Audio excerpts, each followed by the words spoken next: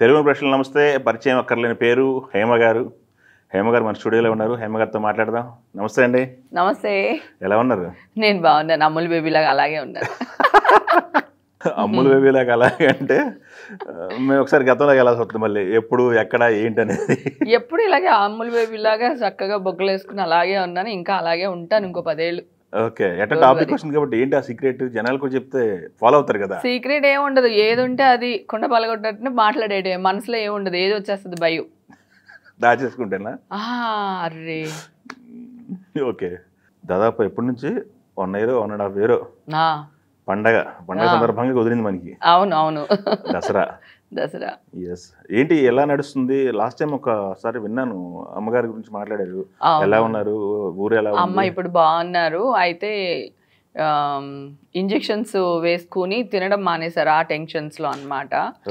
దానివల్ల ప్రాబ్లం అయిపోయింది అమ్మకి. ఇన్సులిన్ కదా, ఇన్సులిన్ వేసుకుని తినాలి, అది తెలియలేదు అమ్మకి. సో దానివల్ల ప్రాబ్లం అయింది. పిస్టల్ అనే ఏదో అంటారు, అది వేయించాము. మళ్ళీ దాన్ని తీసి గ్రాఫ్టింగ్ చేయించాము. ఇప్పుడు వీక్లీ వన్స్ డయాలిసిస్కి వెళ్తున్నారు అనమాట. సో ప్రాబ్లం అయితే ఫేస్ చేశాను. ఇలాగ అమ్మ గురించి వచ్చింది కనుక తను చాలా స్ట్రాంగ్. నేను ఇండస్ట్రీకి రావడానికి, నేను ఇలా ఉండడానికి రీజన్ మా మదర్. బాగా అనమాట. ఆవిడకి ఇష్టం ఇండస్ట్రీకి వెళ్ళాలనో యాక్ట్ చేయాలనో ఒక కోరుకుండింది. కానీ పల్లెటూరు, చదువుకోలేదు మదరు, ఆవిడకి తెలియలేదు. నాగేశ్వరరావు గారు, కృష్ణ గారు అంటే చాలా ఇష్టం అనమాట. తర్వాత నేను ఎదిగేటప్పటికి తనకి ఒక కోరిక ఉంది కదా, అది నా త్రూ అనుకున్నారు. అది అన్ని విధాలుగా అనుకూలించినాయి. ధైర్యంగా నన్ను తీసుకెళ్ళి ఇండస్ట్రీకి. భాష రాని, చెన్నైలో కదా, మా భాష తెలీదు. అమ్మ పెద్ద చదువుకోలేదు, నేను అసలు చదువుకోలేదు కదా. వెళ్ళిపోయాం మధ్యలో. అంటే 14 years డిస్కంటిన్యూ చేసి వెళ్ళిపోయాను. అందుకని పాప అమ్మ అక్కడ ఊర్లోంచి డబ్బులు తీసుకుని వచ్చి చెన్నై ఇంట్లో రెంట్లు కట్టుకుంటూ, మేము గెట్ ఆన్ అవుతూ డాన్స్ నేర్చుకుంటూ అట్లా 1.5 year అమ్మ చూసుకోబట్టి, అమ్మ తీసుకురాబట్టి, అమ్మ ధైర్యంగా ఉండబట్టి నేను ఇండస్ట్రీలో ఇంత ధైర్యంగా ఉండగలుగుతాను. ఎంత అయినా అమ్మ సపోర్ట్ లేకపోతే ఈ రోజు నేను ఇలా ఉండేదాన్ని కాదు. అలాంటి అమ్మని చాలా బాధ పెట్టారు అందరూని. అది నేను అసలు తట్టుకోలేకపోయాను. నేను జనరల్గా ఏడవను. 1-2 నిమిషాలు నా ప్రాబ్లం ఆలోచిస్తేనే, ఏంటే నువ్వు ఎక్కువ ఆలోచిస్తున్నావు, చాలాసేపు ఆలోచించావు, 1 minute అయిపోయింది, నువ్వు బాధపడుతున్నావు అని చెప్పేసి నాకు నేనే మళ్ళీ మోటివేట్ అయిపోతాను, మళ్ళీ వచ్చేస్తాను బయటికి. కానీ అమ్మ విషయం మాత్రం చాలా చాలా డిస్టర్బ్ అయిపోయాను. అమ్మ ఒక్క విషయంలో డిస్టర్బ్ అయిపోయాను. మిగతా అంతా నేను అమ్మని, ఊరిని. నేను ఎందుకు హీరోయిన్ గా ట్రై చేయలేదు అంటే, ఇండస్ట్రీకి వచ్చేసాం చెన్నైకి ఊర్లోంచి. ఒకవేళ నేను క్లిక్ అవ్వలేదు, హీరోయిన్గా అవ్వలేదు, మళ్ళీ తిరిగి రాజోలు వెళ్ళామనుకోండి, ఊర్లో వాళ్ళందరూ వెళ్ళారా వచ్చారా అంటారు. మన మామూలు కదా అది, కావాలి నేనైనా అలాగే అంటానేమో అక్కడ ఉంటే. అంటారు అలా వెళ్ళకూడదు, సాధించాలి, నిలబడాలి, పరువు కాపాడుకోవాలి, మా ఊరు అమ్మాయి అని అనిపించుకోవాలి అని చెప్పి నేను చాలా కష్టపడ్డాను. హీరోయిన్గా ట్రై చేయకుండా వచ్చిన క్యారెక్టర్ వచ్చినట్టు చేసుకుంటూ, ఆల్బమ్లు ఏమి చేయించుకున్నా అంత డబ్బు కూడా లేదు మన దగ్గర. ఆల్బమ్లు చేయించుకుని కార్లో దిగి మంచి బట్టలు వేసుకునే అంత డబ్బు కూడా ఏం లేదు. అప్పర్ మిడిల్ క్లాస్ ఫ్యామిలీ మాది. కానీ మరి ఊర్లోంచి చెన్నైలో బతకాలి అంటే, చెన్నై అక్కడ అమ్మ చిన్న చిన్న వడ్డీ వ్యాపారం చేసేవాళ్ళు. ఇప్పుడు అమ్మ చెన్నైలో ఉంటే అక్కడ వడ్డీ వ్యాపారం కూడా ఆగిపోయినట్టే కదా. ఉన్నది తెచ్చుకోవడం, తినడం. అలాగా 1 yearలో నాకు మంచి మంచి ఛాన్సెస్ వచ్చినాయి. వచ్చిన ప్రతి ఛాన్స్ యూజ్ చేసుకున్నాను. బాగా యాక్ట్ చేశాను, పేరు తెచ్చుకున్నాను. మా ఊర్లో మా అమ్మాయి, మా రాజు వాళ్ళ అమ్మాయిని పిలిపించుకున్నాను, చెప్పించుకున్నాను. ఇప్పుడు ఈ రోజు వరకు 36-37 years అయిపోయింది నేను ఇండస్ట్రీకి వచ్చి. 98 కదా అంతే. 90 క్షణక్షణం చేసేసాను. 98 నేను ఇండస్ట్రీకి వెళ్ళా.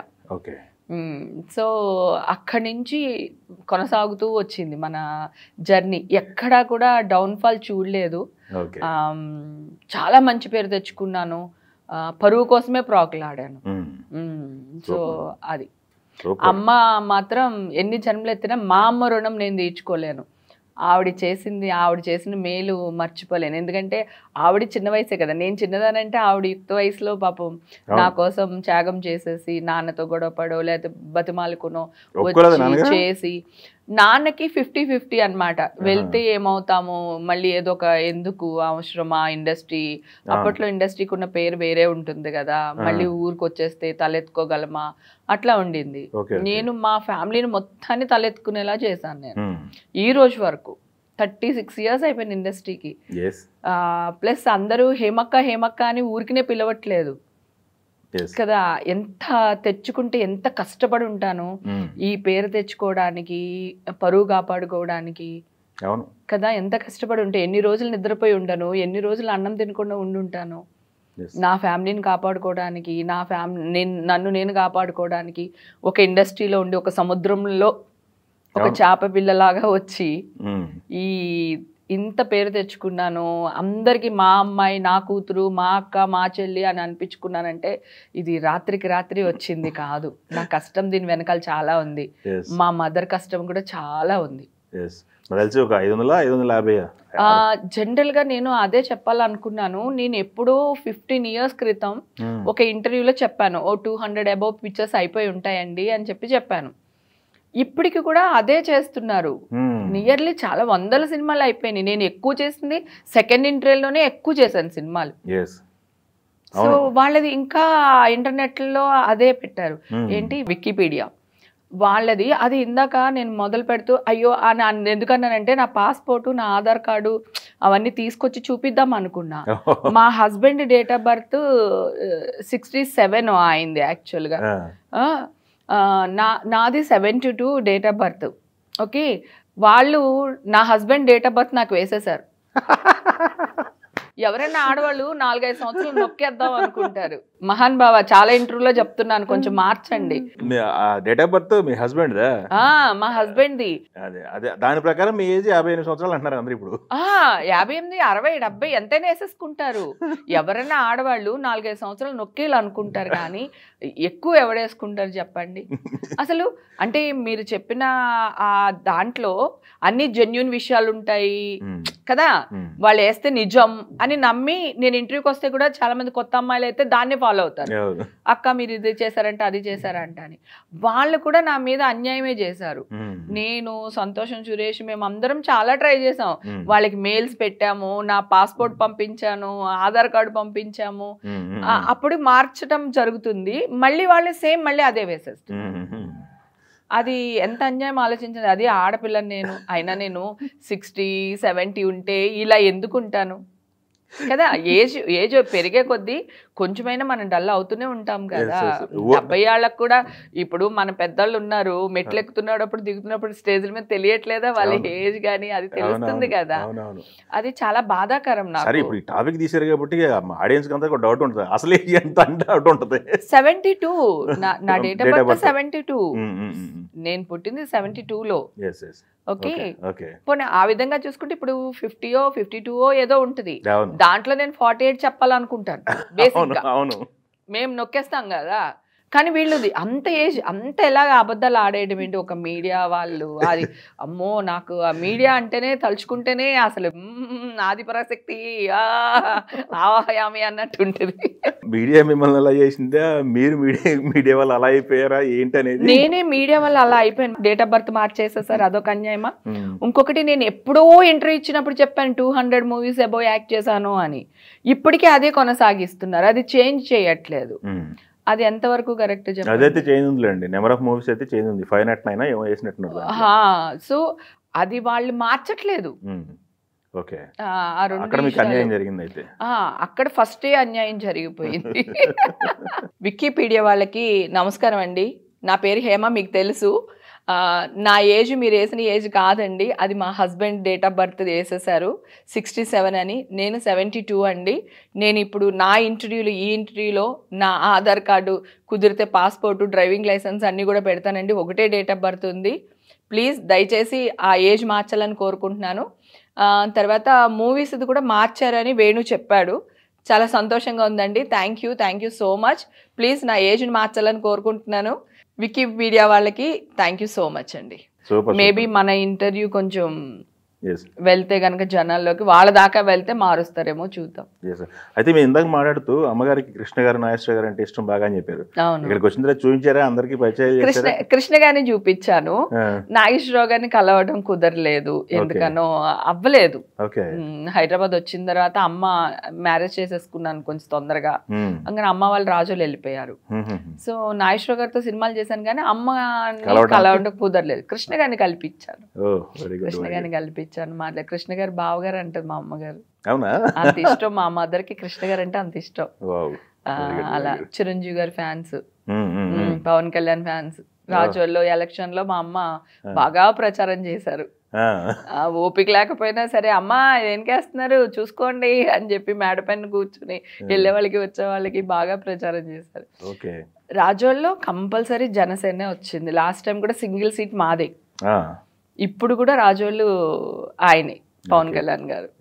బాగా కాపులు, అది కాకుండా అభిమానం చిరంజీవి గారి ఫ్యామిలీ అంటే. ఓకే, అయితే మనకు 36 సంవత్సరాల సినిమా ప్రస్థానంలో, సినిమా జర్నీలో ఇప్పుడు ఉన్నోళ్ళకంటే అందరితో చేసే అవకాశం రాలేదు. బట్ మీరు చూస్తే ఒక్కళ్ళు కూడా మిస్ అవ్వలేదు యాక్ట్ చేయడం అనేది. కలిసి రామారావు గారికి సంబంధించిన కూడా ఒక సినిమా అయితే చూపిస్తుంది మా విక్కీలో అవకాశం దొరికిందా? అంటే ఆయన కాంబినేషన్ రాలేదు కానీ ఆయన ఉన్న సినిమాలో యాక్ట్ చేసాం అప్పుడు. అది చేసాము, ఆయన కలవలేదు అంటే ఆయన కాంబినేషన్ కాదు. తర్వాత అందరి హీరోలతో నేను యాక్ట్ చేస్తాను. ఇప్పుడు మోక్షజ్ఞ వస్తే తనతో చేయాలి. అవును, నందమూరి కుటుంబం మొత్తంతో చేస్తారు కదా, అందరితో చేసేసాము ఆల్మోస్ట్. మంచి క్యారెక్టర్స్, పైగా బాలయ్యబాబుతో కూడా చాలా మంచి క్యారెక్టర్లు యాక్ట్ చేశాను. బాలయ్యబాబు గారితో చాలా సినిమాలు చేశాను. నాగార్జున గారు ఆల్మోస్ట్ మీరు అన్నట్టు ఏంటంటే ఇండస్ట్రీలో ఉన్న టాప్ మోస్ట్ హీరోలు అందరు సినిమాలు చేశాను, మంచి క్యారెక్టర్లు చేశాను. ఎట్లా నెట్టుకొస్తున్నారు మీరు? మీరేమో ఉన్నది ఉన్నట్టు కుండ బద్దలు కొట్టేస్తారు. అవును, ఎట్లా ఇన్ని సంవత్సరాలు ఎట్లా గెటానా అయ్యారు? 36 సంవత్సరాలు గెటానా అవుతున్నాం అంటే మామూలు విషయం కాదు కదా. టాలెంట్ ఎవడబ్బా సొత్తు కాదురా, ఉన్నది ఉన్నట్టు మాట్లాడేస్తాం కదా. టాలెంట్ కవర్ చేస్తే నేను మాట్లాడినా కూడా మనం బాగా యాక్ట్ చేస్తున్నాము, ఆ క్యారెక్టర్ కి డిమాండ్స్. హేమ ఉంటే క్యారెక్టర్ పండుద్ది, హేమ బాగా చేస్తుంది, తనకేంటి రెమ్యునేషన్ ఖచ్చితంగా అడుగుతుంది, తన క్యారవాన్ ఇమ్మంటుంది, తన ఫుడ్ తను ప్రాపర్ గా ఇమ్మంటుంది, అంతే కదా. నీకు నేను టైం వేస్ట్ చేయను, లొకేషన్ లో షార్ప్ ఉంటాను, మేకప్ చాలా ఫాస్ట్ అయిపోతుంది, టేకులు తినాను. సో మీకుండే ప్లస్ పాయింట్స్ మీకున్నాయి. నేను అడుగుతాను, ఇది న్యాయం కాదు కదండి, ఇది కాదు కదండి, కొంచెం ఇది చూడండి అని అడుగుతాను. కొంచెం పురుష ప్రపంచంలో బతుకుతున్న ఆడవాళ్ళం కదా,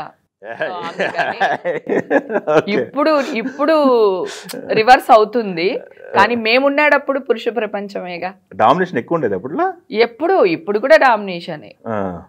సరదాగా ఒక క్వశ్చన్ అడుగుతాను, యుద్ధాలు ఆడవాళ్ళ వల్ల యుద్ధాలు జరుగుతాయని అన్నారు కదా, ఎందుకు జరుగుతాయి ఆడవాళ్ళ వల్ల యుద్ధాలు?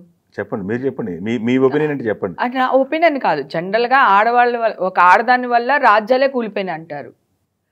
అవును, ఒక ఆడదాని జోలికొస్తే రాజ్యాలు కూలిపోయినాయి, రైట్? కానీ అది ఎవడు అన్నాడు, ప్రొనౌన్సియేషన్ తప్పు ఉందంటారు. అది అలా తొక్కే పడ్డాం మేమంతే. కానీ యుద్ధాలు చేసింది ఎవరు? మీకోసమైనా యుద్ధాలు చేసింది మగాళ్లే కదా. అదే అంటే నేను ఆ మగాళ్లే ఆడదాని కోసం యుద్ధాలు చేస్తారన్నారు. ఆడదాని జోలికి వచ్చి దానికి ఇష్టం లేకుండా దాన్ని బదనాం చేయడానికో దాన్ని చెరపట్టడానికో నువ్వు కన్నేసిన వల్ల నువ్వు చచ్చావు, నీ రాజ్యం పోయింది. అది ఎవ్వరు మాట్లాడరు, ఏదో ఆడది లైనేసి ఆడది కొట్టుకోమన్నట్టు ఆడదాని వల్ల యుద్ధాలు వచ్చింది, అది కరెక్ట్ కాదు కదా. మాట్లాడే విధానం మారాలి మనం, అది మారం మనం. అదొకటి నేను చెప్పేది. ఇప్పుడు యుద్ధాలు వచ్చినాయి, యుద్ధంలో చచ్చిపోయాడు జోలికి రావటం వల్ల, చంపింది ఎవడు? ఇంకొక మగాడే కదా. ఎవరి కోసం చేసాడు? ఇంకొక ఆడపిల్ల కోసమే చేసింది, అటు చేసింది కూడా ఇంకొక మగాడే కదా. అసలు నువ్వు ఎందుకు వెళ్ళావు, వాడెందుకు నేను చంపాడు? నిన్ను ఎవడెళ్ళమన్నాడు భయ్? ఆడదాన్ని నువ్వు ఆడదాన్ని కొంగు పట్టుకుని నిన్ను ఎవడు లాగమన్నాడు? ఆడదాన్ని జుట్టు పట్టుకుని ఎవడు లాగమన్నాడు నిన్ను? నువ్వు లాగేవు, నీ కర్మది. నువ్వు అనిపించు, అది మగాడు వల్ల అయిందా, ఆది పరాశక్తి వచ్చి నరికేసిందా, లేదా పక్క మగాడు వచ్చి నరికేడా, అది కాదు కదా ఇక్కడ సమస్య. నువ్వు ఆడదాన్ని చెరబట్టావు, నువ్వు సర్వనాశనం అయ్యావు, ఇది కదా చెప్పాల్సిన విధానం ఇది కదా. మార్పులు చేయాలి, చాలా మార్పులు అన్నమాట. ఇప్పుడు జనరల్ గా మగవాడిని తిట్టాలబ్బా, నేను తిట్లేమున్నాయి చెప్పండి, మామూలుగా అడుగుతున్నా, ఏమన్నా ఉన్నాయా? డాష్ డాష్ డాష్ డాష్, దాని ప్రతి దాని ముందు లేడీ ఉంటది. క్రియేట్ చేసింది ఎవరు? ఎవరు? మగోడేగా. అయ్యయ్యో. రాసినవి అన్ని మగాళ్లే కదా, భారతాలు తర్వాత కదా ఆడవాళ్ళు రాయటం మొదలు పెట్టారు నాన్న. ఫస్ట్ రాసిందంతా మగవాళ్లే కదా. ఓకే. ఆడపిల్ల ఇలా ఉండాలి, ఆడపిల్ల మగవాడు ఎలా ఉండాలి ఏ గ్రంథంలోనూ రాయలేదు, ఆడపిల్ల మీదే రాశారు. అంటే అంత ఇంపార్టెన్స్, అంత ఇంపార్టెన్స్ ఇచ్చారు, చాలా ఇంపార్టెన్స్ ఇచ్చారు. భలే అదే వాళ్ళు అదే మీరు. ఇచ్చారనే చెప్తున్నాను. Yes. అది ఎవరింట్లో ఆడపిల్లలు ఉంటే ఆడదింట్లో ఉండాలి. అందుకే ఆడవాళ్ళని ఆడ కుక్కల్ని కూడా వదలట్లేదు జనాలు. అది వేస్ట్ టాపిక్ అండి. వేస్ట్ మంద గురించి అది మాట్లాడకూడదు. కాదు అసలు చెప్తున్నాను. మగాళ్ళు వేస్ట్ మంద గురించి మనం వాళ్ళు మాట్లాడకూడదు. నేను అనేది ఆడదాని శరీరం మీదే మగాడు పరువు ఎందుకుందని అడుగుతున్నా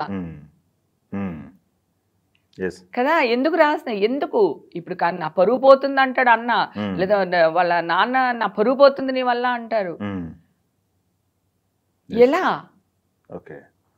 నీ పరువు మేము ఎలా తీసేస్తున్నాము? సింగిల్ గా తన ఫ్రీడమ్ తనకి ఇచ్చేయాలి అంతే. అంతే. నువ్వు చూసే విధానం బట్టి ఉంటుంది. నువ్వు చెల్లిని ఒకలాగా చూస్తావు, పక్కింటావుని ఒకలాగా చూస్తావు, అది నీ తప్పు. సప్పు నువ్వు సరిదిద్దుకోవాలి, మగాడిగా మీరు సరిదిద్దుకోవాలి అంతే తప్ప ఆడవాళ్ళు సరిదిద్దుకోవద్దు. ఆడవాళ్ళు ఎప్పుడూ అలాగే ఉన్నారు. చూసే విధానం మారితే మనం పెంచేటప్పుడు కూడా ఆడది ఎలా ఉండాలో చెప్పాలి, ఎలా ఉండాలో తెలియాలి అని మాట్లాడతారు జనరల్గా. ఎలా ఉండాలో చెప్పండి అని అంటారు మాట వరుసకి. అసలు ఆడది మిమ్మల్ని కనింది, మీరు ఎలా బతకాలో నేర్పించింది ఆడది. అంతే కదా. మీరు ఎలా తినాలని నేర్పించింది ఆడది, ఎలా చీదుకోవాలని నేర్పించింది ఆడది నీకు. అలాంటి ఆడదాన్ని నువ్వు నేర్పిస్తావా ఆడది ఎలా ఉండాలి అని? మొదటి గురువు తల్లే కదా. తల్లి నీకు నేర్పించింది, నువ్వు ఆడది ఎలా ఉండాలని నువ్వు ఆడదానికి చెప్తావా? ఎక్కడికి వెళ్తున్నాం బంగారం కదా. నేను ఇదే విషయాలు కొంచెం గట్టిగా మాట్లాడనుకో, అమ్మో హేమ అరుస్తుంది లేదా ఇంకోటి అంటారు. అందుకే నేను ఈవేళ ఇంటర్వ్యూ చాలా సాఫ్ట్ గా నవ్వుతూ చేయాలని వచ్చాను. నేను అడిగినది కరెక్టా కాదా? ఎందుకు అలాగా అంటున్నాను. సో ఇప్పుడు ఒక అమ్మాయి ప్రాస్టిట్యూషన్ చేస్తుంది అనుకున్నానా, ఆ అమ్మాయి ప్రాస్టిట్యూట్ అని చెప్తున్నాం కదా, మరి ప్రాస్టిట్యూట్ దగ్గరికి ఎవరైతే వస్తున్నారో అతన్ని ఏమనాలి? ఒక అమ్మాయి తనకి తను సెల్ఫ్ గా ప్రాస్టిట్యూట్ అవ్వలేదు, ఒక మేల్ అమ్మాయి దగ్గరికి రాబట్టి లేకపోతే మనీ ఇవ్వబట్టి ఆ అమ్మాయి ప్రాస్టిట్యూట్ అయ్యింది కదా. సో ఇలాంటివన్నీ రెండు కోణాలు ఉంటాయి. ఒకళ్ళని ఎక్స్పోజ్ చేయొద్దు అంటారు మీరు. అప్పుడు కూడా అంతే, వాళ్ళని పట్టుకున్నాం వీళ్ళు పట్టు స్ప్రింగ్ ఆపరేషన్ చేసాం, ఎన్నో ఉన్నాయి ప్రపంచంలో, ఎన్నో నష్టాలు జరుగుతున్నాయి, యుద్ధాలు జరుగుతున్నాయి, ఎక్కడ పడితే అక్కడ బాంబులు వేస్తున్నారు జనాలు కదా. వాళ్ళ గురించి వాళ్ళు ఎక్కడున్నారు, వాళ్ళ స్థావరాలు ఏంటి లేదు. ఆడది తనని బతికించుకోవడానికో తన ఫ్యామిలీ కోసమో ఏదైనా ఒక కష్టంలో ఆడది తప్పు చేస్తుందేమో కానీ వాంటెడ్లీ ఏ ఆడది చేయదు.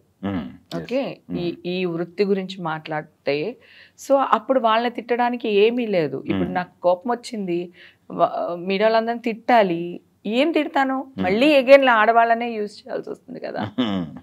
సో అట్లా చాలా ఎందుకు మాట్లాడతానంటే ఈ మంచు లక్ష్మి గారి విషయం ఉంది కదా. సో ఇవన్నీ మైండ్ లో తిరుగుతా ఉన్నాయి అనమాట. అందుకని మీరు స్టార్ట్ చేయగానే నాకు అవన్నీ అవే రిపీట్ అవుతున్నాయి. అయితే అది తప్పు కదండి. మీరు ఛానల్లో మేము వచ్చాము, మీరు 10 సార్లు అడిగితేనే కానీ మేము రాము, మీకు ఉపయోగపడడం కోసం వచ్చాము కదా. ఈ ఇంటర్వ్యూ వల్ల నాకు 10 సినిమాలు వస్తాయా లేకపోతే 10 వస్తాయా, కానీ జనాల్లో అరే హేమక్క వచ్చింది, హేమక్క మాట్లాడింది కరెక్టరా, లేకపోతే అవును హేమక్కని మోటివేషన్గా తీసుకోవాలి, ఇట్లాంటివి తప్ప మాకు ₹1 లాభం ఉండదు కదా. సో అలాంటప్పుడు అడిగినప్పుడు చాలా జాగ్రత్తగా అడగాలి. ఆడపిల్లలం కదా, మీరే అన్నారు కదా పూజిస్తాము దేవతలు మీరు అని, ఆ దేవతల్ని మీరే ఇట్లాంటి క్వశ్చన్స్ వేసి, అది బాధ్యత గల పోస్ట్లో ఉన్నారు మీరు. ఒక జర్నలిస్ట్ అంటే ఎంత పెద్ద బాధ్యత, ఒక పెద్ద రెస్పాన్సిబిలిటీ కదా. సమాజానికి మేలు చేస్తుంది జర్నలిస్ట్ కదా. ఒకప్పుడు న్యూస్ కోసం చచ్చిపోయే వాళ్ళం, రేడియో ఉంటే 100 మంది రేడియో చుట్టూ కూర్చునే వాళ్ళ వార్తల కోసం. ఇప్పుడు ఏమైపోయింది? సో ఒక ఆడపిల్ల ఒక ఏజ్ లో ఏ బట్టలు వేసుకోవాలి ఏ బట్టలు వేసుకోకూడదు కూడా డిసైడ్ మీరే చేస్తారా? మీరు బట్టలు లేనప్పుడు చూసింది మేము, కన్నది మేము, మీకు బట్టలేసింది మేము, మేము ఎలా ఉండాలో మీరు చెప్తారా? ఇది అసలు కరెక్టేనా? అయితే దానికి నేను రియాక్ట్ అయ్యాను, అలాగే లక్ష్మి గారు రియాక్ట్ అయ్యారు. సో మాస్టర్ చేసిన వాళ్ళు కూడా రియాక్ట్ అయ్యి మూర్తి గారితో మాట్లాడడం జరిగింది. ఆయన బహిరంగ క్షమాపణ లెటర్ మాకు పంపించారండి. సో ఫస్ట్ స్టెప్ సక్సెస్ అయ్యాం, సంతోషంగా ఉంది. ఇప్పటి నుంచి ఏ యాంకర్ అయినా సరే ఏ క్వశ్చన్ అడగాలి, ఏ ఆన్సర్ చెప్పాలి, ఎలా మాట్లాడాలి అనేది తెలుస్తుంది. మార్పు మంచిదే కదండి. సో మార్పు వచ్చింది. సో ఆ జర్నలిస్టుల నా సోదరి మనులకు అందరికీ కూడా కృతజ్ఞతలండి. Thank you so much. మీరు అందరూ రియాక్ట్ అయ్యి సారీ చెప్పించినందుకు చాలా సంతోషంగా ఉంది. అలాగే మూర్తి గారు, మీ వయసుకి నేను ఎప్పుడు మర్యాద ఇస్తాను. థ్యాంక్ యూ సో మచ్ అండి. మీరు కూడా బాగా రియాక్ట్ అయ్యారు. Thank you sir. తర్వాత ఆడపిల్లకి అన్నీ తెలుసు. ఒక మగాడు తన్ని ఎక్కడ చూస్తున్నాడు, ఎలా చూస్తున్నాడు, తన టచ్ ఎట్లా చేస్తున్నాడు, సెన్స్ చేయగల పవర్స్ అన్నీ అమ్మాయిలకు ఉన్నాయి. కంటి చూపుతో చెప్తాం, వీడు ఏ చూపుతో ఏ దృక్పథంతో చూస్తున్నాడు అనేది చెప్పగలం మేము. మాకు అంత సెన్స్ ఇచ్చాడు భగవంతుడు. మేము ఎలా ఉండాలో మాకు తెలీదా? గుడికి వెళ్తూ స్విమ్మింగ్ డ్రెస్లు వేసుకెళ్ళాంగా, ఓకే, స్విమ్మింగ్కి వెళ్తా పట్టుచీర కట్టుకుని వెళ్ళాంగా. మాకు తెలీదా మేము ఎక్కడ ఎలా ఉండాలో, ఎలా మసలాలో, ఎక్కడికి ఎలా డ్రెస్ వేసుకెళ్ళాలో తెలీదా? జెంట్స్ చొక్కా ఇప్పితే ప్రాబ్లం లేదా, నిక్కర్లు వేసుకుని తిరిగితే ప్రాబ్లం లేదా? సో ఇప్పుడు అన్ని రివర్స్ అయిపోయినాయి కదా. మీరు ఏదైతే అప్పుడు మమ్మల్ని కంట్రోల్ చేయడానికి మాట్లాడారో ఇప్పుడు మీకే రివర్స్ అయిపోయినాయి కదా. ఇప్పుడు మీ ఇంట్లో మీ పిల్లలే ఇది వరకు సినిమా వాళ్ళు లిప్స్టిక్లు వేసుకుంటున్నారు, సినిమా వాళ్ళు మేకప్లు వేసుకుంటున్నారు, సినిమా వాళ్ళు మోడర్న్ డ్రెస్లు వేసుకుంటున్నారు అనేవాళ్ళం. ఇప్పుడు సినిమా వాళ్ళే తక్కువ లిప్స్టిక్ వేస్తున్నారు. సినిమా వాళ్ళే ఎక్కడికక్కడికి నార్మల్గా ఉన్నట్లే. ఎందుకంటే మాకు భయం కదా, మాలో పిక్ పాకెటర్స్ ఉండరు, దొంగతనం చేసే వాళ్ళు ఉండరు, రేపిస్టులు ఉండరు. ఎందుకంటే మేము పబ్లిక్లో ఉంటాం కదా. దొంగతనం చేస్తే హేమ దొంగతనం చేస్తుంది అంటారు కదా. సో మోసం చేస్తే ఫస్ట్ మోసం కొన్ని కోట్ల మంది చేస్తారు, కానీ సెలబ్రిటీ మోసం చేస్తేనే కదా హైలైట్ చేస్తారు. అందుకని భయం, ఆ భయానికి మేము ఏ తప్పు ఎప్పుడు చేయడానికి 99% భయపడుతూ ఉంటాం. సో ఇప్పుడు సమాజం మారిపోయిందా? మమ్మల్ని అన్నారు దునియా గోల్ హై, ఏదో ఒక రోజు కర్మ తిరిగి వచ్చేస్తే కర్మ రిటర్న్స్ అంటారు, రైట్? సో మీరు నాకేమిస్తారో మీకు అది మళ్ళీ తిరిగి వచ్చేస్తుంది. అది మంచి అవనండి చెడు అవనివ్వండి, తిరిగి వస్తుంది. ఒకప్పుడు గ్యాస్ స్టవ్ లీక్ చేసి చంపేసేవాళ్ళం, ఆడపిల్ల పుడితే వడ్లుగని చేసి చంపేసేవాళ్ళం, కట్నం తీసుకురాకపోతే ప్రాబ్లం, ఆడపిల్ల పుడితే దీనివల్లే ఆడపిల్లలు పుడుతున్నారు, మా వంశం నాశనం అయిపోయింది అంటారు. కానీ ఆడపిల్లకి ఆ వంశానికి సంబంధం లేదు. మగాడు దీని స్పామ్స్తోనే ఆడ మగ అనేది డిసైడ్ అవుతుంది, రైట్? సో అప్పుడు అలా చంపేశారు. ఇప్పుడు రివర్స్ అయిపోయింది. ఇంకా చేస్తే ఇప్పుడు అవి లేవులేండి, తారతమ్యాలు అనేది నాకు తెలిసి మాక్సిమం లేవు కాదు, ఏమంటారు, పీక్కోవాల్సి వచ్చింది. మాది ఇది, మేము ఇలాగే ఉంటాము, మాకు ఇది కావాలి అని తీసుకోవాల్సి వచ్చింది కదా.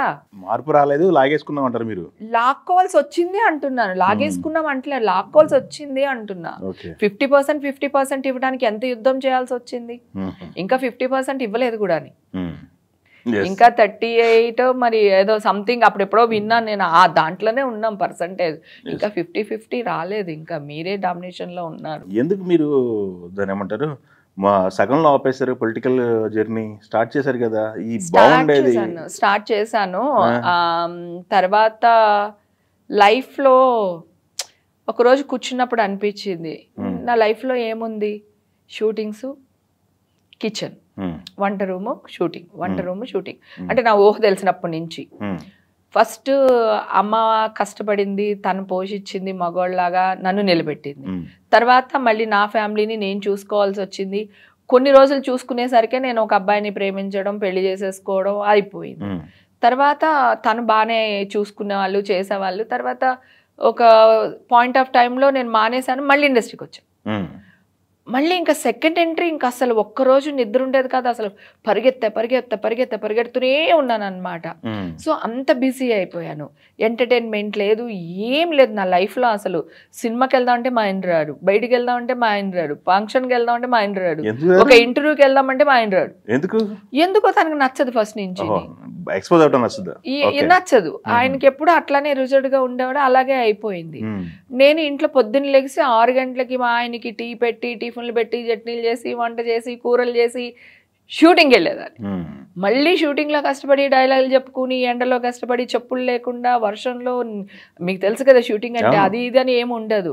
సో అలా షూటింగ్ చేసి టైర్డ్ అయిపోయి ఇంటికి వచ్చి మళ్ళీ మా ఆయనకి చపాతీలో కూర, నా కూతురికి ఏం కావాలో అది చేసుకుని పడుకునేసరికి ఎంత టైం అయి ఉంటుంది, మళ్ళీ అగైన్ మార్నింగ్ లేచి ఇదే కార్యక్రమాలు. సో ఎప్పుడో ఒక గ్యాప్ ఉన్నాడు, అప్పుడు ఎక్కడికైనా వెళ్దామా అంటే పెళ్ళైన కొత్తలో కొన్ని చోట్లకి అది వెళ్ళాం, కానీ తర్వాత మా హస్బెండ్కి ఎందుకో నచ్చలే. తను బయటకు అసలు వచ్చేవాడు కాదు, ఎక్కడికి వెళ్ళినా నువ్వు వెళ్ళొచ్చే బుజ్జి అనేవాడు. అలా ఇంకా నాకు ఫంక్షన్లకి వీటికి కూడా చాలా రేర్ అనమాట. సో అలా అయిపోయింది. ఇంక నా లైఫ్లో ఏం లేదు, లాక్డౌన్ వచ్చేసింది. ఏదో ఇల్లు కొనుక్కున్నాను, కారు కొనుక్కున్నాను, నా బిడ్డకి ఏదో చేసుకున్నాను, నేను సినిమాలో సంపాదించాను, బాగా వెళ్తుంది, అంత బాగుంది. లాక్డౌన్ వచ్చినప్పుడు నాకు 40 years 42 అట్లా కొంచెం ఆ దగ్గరలో ఉన్నాను. అప్పుడు నాకు హార్మోన్స్ చేంజ్ అయ్యే టైం అది, ఆ వయసు.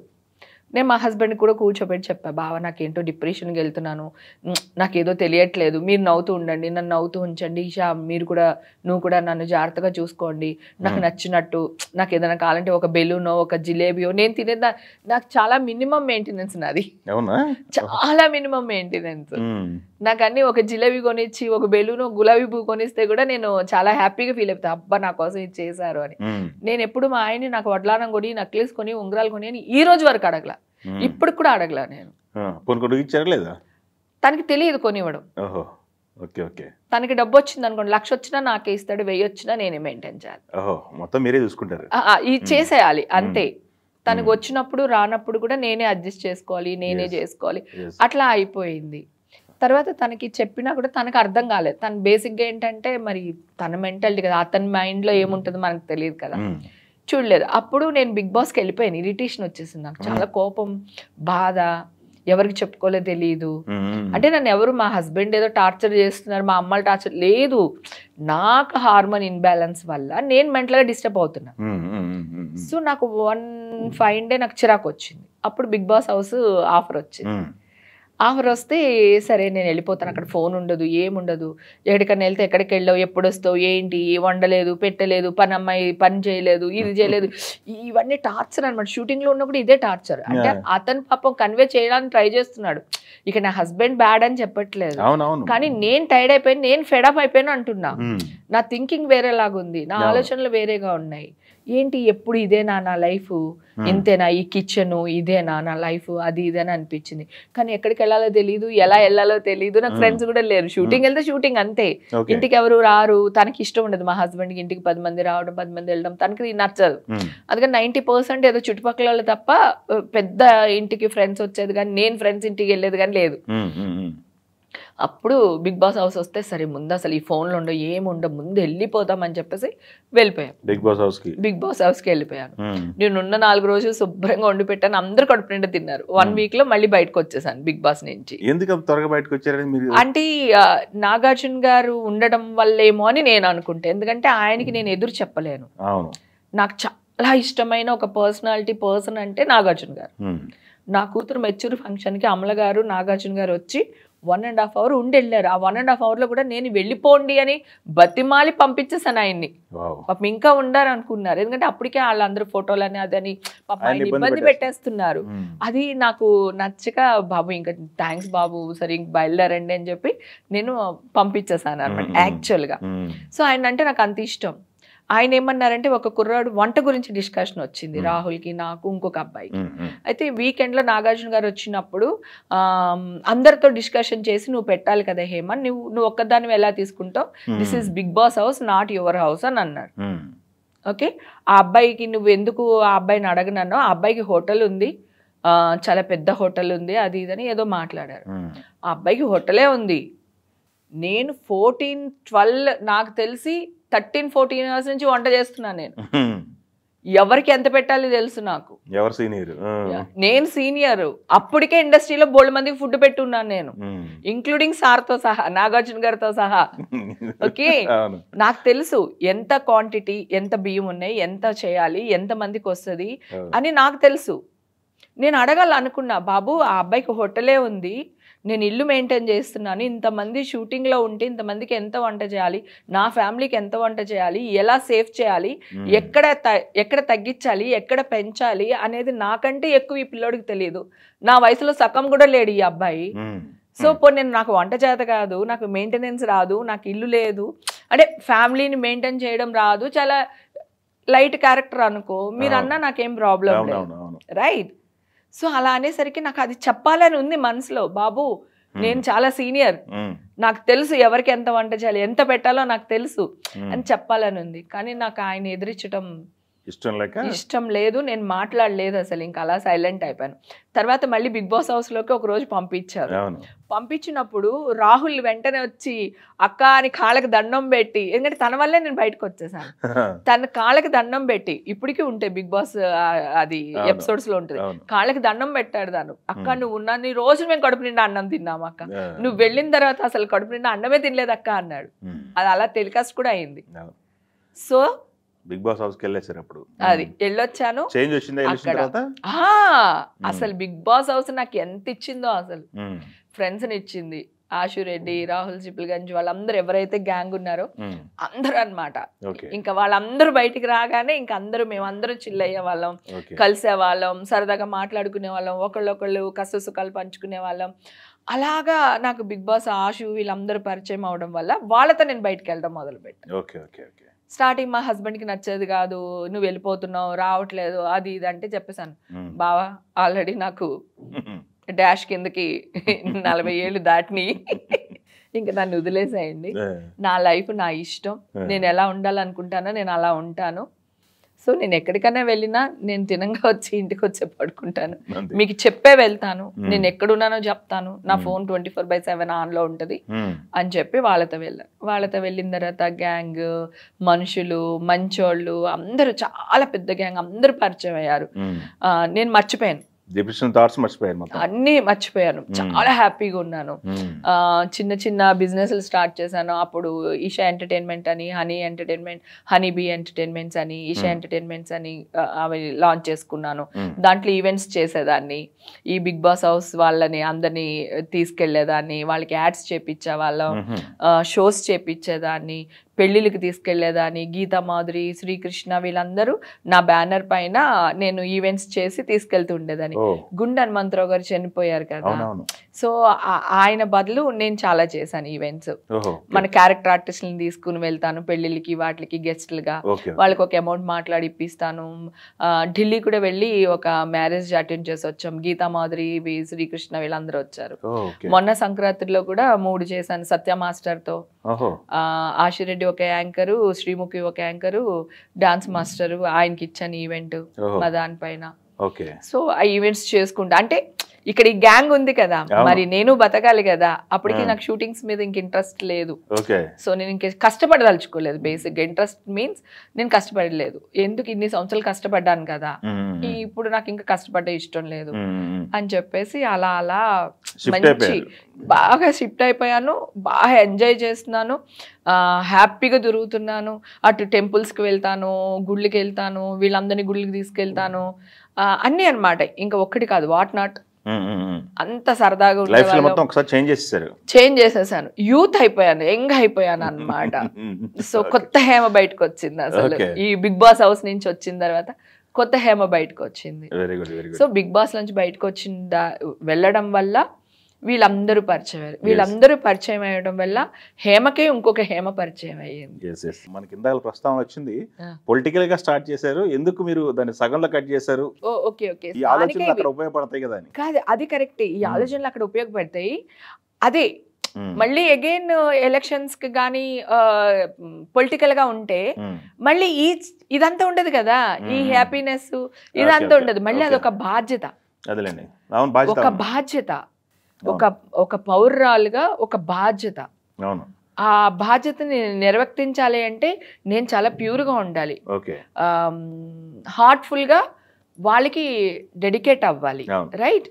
సో ఆ మైండ్ సెట్ లేదు నాకు అక్కడ. లేనప్పుడు అటు ఇటు వెళ్ళి ఇది రాజకీయాలకు వచ్చిందిరా, అక్కడ క్లబ్లో తిరుగుతుందిరా, ఇక్కడ ఇలా వెళ్ళిందిరా, అక్కడ అది చేసిందిరా అని ఇంకొకటి ఎవడో న్యూస్ వేస్తాడు మన పైన. వద్దు, వెళ్ళాలి అనుకుంటే ఇప్పుడు నేను ఏదైతే సరౌండింగ్స్లో ఉన్నానో ఇవన్నీ కొంచెం క్లోజ్ చేసుకుని ఆ మూడ్లోకి వెళ్ళాలి నేను. ఇంకా ఆ మూడ్లోకి వెళ్తే ఇంక నేను తిరిగి రాకూడదు.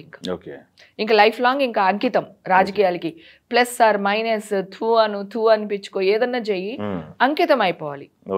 అదే టైంలో నువ్వెవడరా అంటే నువ్వెవడని రాజకీయ నాయకులు ఒకరి మీద ఒకరు బురద జల్లేసుకోవడం, బూతులు మాట్లాడేసుకోవడం చేశారు. అది నాకు నచ్చలేదు. చంద్రబాబు నాయుడు గారు ఆయన వయసు పెద్ద వయసు, ఆయన ఇన్ని సంవత్సరాలు సీఎంగా చేశారు. నేను ఆయనకి రెస్పెక్ట్ ఇచ్చే తీరాలి. ప్రజలు ఎన్నుకున్నారు ఆయన్ని. నువ్వెంత అని సింగిల్ అలా మర్యాద ఇవ్వకుండా అలా యూజ్ చేయకూడదు. ఇప్పటికి కూడా ఛానల్స్ వాళ్ళ మీద, న్యూస్ ఛానల్ వాళ్ళ మీద కూడా కోపం వస్తుంది నాకు. అమెరికాలో గౌరవ్ ఇవ్వరు, గారు గీరు అన్నారు, కానీ mister Venu, miss Hema, that is honour. ఆయన చేశారు. పవన్ కళ్యాణ్ గారు, చిరంజీవి గారు వందల సినిమాలు చేశారు. చిరంజీవి నో, మిస్టర్ చిరంజీవి, శ్రీ చిరంజీవి గారు సంథింగ్ ఏదో మన తెలుగులో. మిస్టర్ అనేది ఇంగ్లీష్ అయితే తెలుగులో నాకు ప్రాపర్ వర్డ్ తెలియదు తెలుగులో ఏం వాడతారో. ఆ మిస్టర్, మిస్సెస్, మిస్, ఇప్పుడు మిస్సెస్ అంటే ఊరుకోవట్లేదు జనాలు, మిస్. ఎందుకంటే మరి జెంట్స్కి లేదు కదా, పెళ్ళైనోడు పెళ్ళవనోడు భేదాలు లేనప్పుడు మాకెందుకు అనేది ఒక ఇది. సో నాకు అది కూడా నచ్చదు. అలా అప్పుడు ఇంకా మీకు తెలుసు, ఇంకా వాళ్ళ పేర్లు మనం ఎత్తడం ఎందుకు, ఈ గ్యాంగ్ వాళ్ళని బూతులు తిట్టడం, వాళ్ళు వీళ్ళని పుట్టడం, చెప్పులు దిగిపోతే కొట్టేస్తాను, నరికేస్తా, నీ పెళ్ళం ఇలాగా నా ఇలా. ఏంటది? Family is family. అతను రాజకీయాల్లోకి వచ్చి ప్రజలకు సేవ చేస్తున్నారు, ప్రజలు ఓట్లేసి అన్నిసార్లు గెలిపించారంటే నేను ఇప్పుడు కూడా చంద్రబాబు నాయుడు గారు అంటాను, జగనన్న అంటా. నేను ఏ పార్టీకి ఇప్పుడు రిలేటెడ్ కాదు, కానీ నేను మాట్లాడతాను. అలాగే మోడీ గారనే మాట్లాడతా. మోదీ అని మాట్లాడాను కదా, మోదీ గారనే మాట్లాడతాం కదా. సో ఆ మిస్టర్ అనేది ఎందుకు వేయట్లేదు మీరు?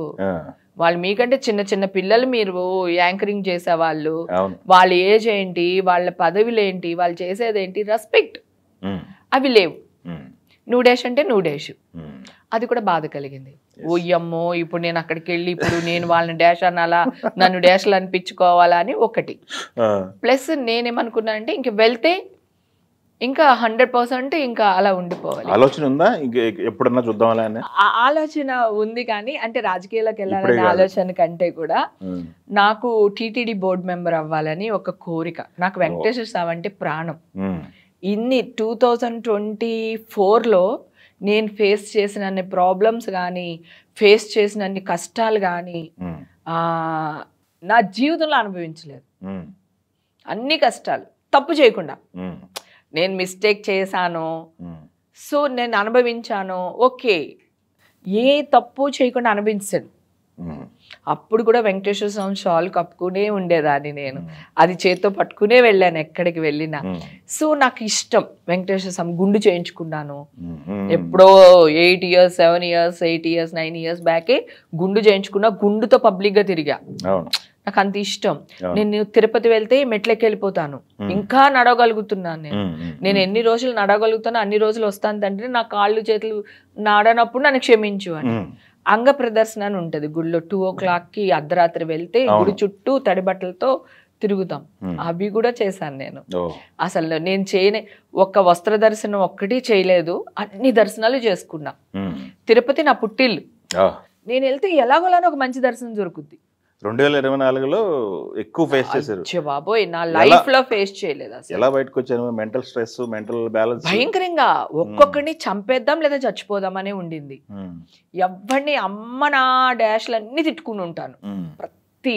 అంటే ఇప్పుడు నేను తప్పు చేసేసాను అనుకోండి, నేను అది మీరు వేసినా ప్రాబ్లం లేదు. కోర్టులో కేసు ఉంది కనుక నేను ఎక్కువ మాట్లాడలేను, కానీ స్టే ఇచ్చారు కోర్టు. ఓకేనా, స్టే ఇచ్చిందేమో అని వేశారు. హేమ దొరికిపోయింది అని చెప్పేసి మాత్రం ముందు ఏ అంటున్నా, నేను నైల్ పాలిష్ బ్లాక్ పెట్టుకోవడం నా అదృష్టమైంది అప్పుడు, తెలుసా? అది నన్ను ఇప్పుడు కూడా ఎవిడెన్సెస్ గా కాపాడుతుంది. అది చెప్పిన వాళ్ళు ఎవరు? నా ఫ్రెండ్స్. వస్తే అది వైట్ నైల్ పాలిష్ పెట్టుకుంది ఆ అమ్మాయి ఎవరు, నువ్వు బ్లాక్ పెట్టుకున్నావు, ఇది జెల్ పాలిష్, మీరు రాత్రికి దీన్ని తీయలేరు, దీన్ని తీయాలంటే మళ్ళీ బ్యూటీ పార్లర్కి వెళ్ళాలి. అది కాపాడింది. నేను వేసుకున్న dress black, only white shirt ఇట్లా వేసుకున్నాను కానీ నేను వేసుకున్నది బ్లాక్. నేను వెళ్ళిన మాట వాస్తవం 18th, అలాగే నేను వచ్చేసిన మాట కూడా వాస్తవమే కదా. నా ఇంట్లో బిర్యానీ వీడియో పెడితే నా కిచెన్లో అదే నైల్ పాలిష్ అప్పటికప్పుడు పొద్దున్న 6 గంటలకి ఎవడేసేస్తాడు నాకు వచ్చి నైల్ పాలిష్. నేను పైగా అది ఎప్పుడుదో పాతది ఇప్పుడు పోస్ట్ చేసిందని వేశారు.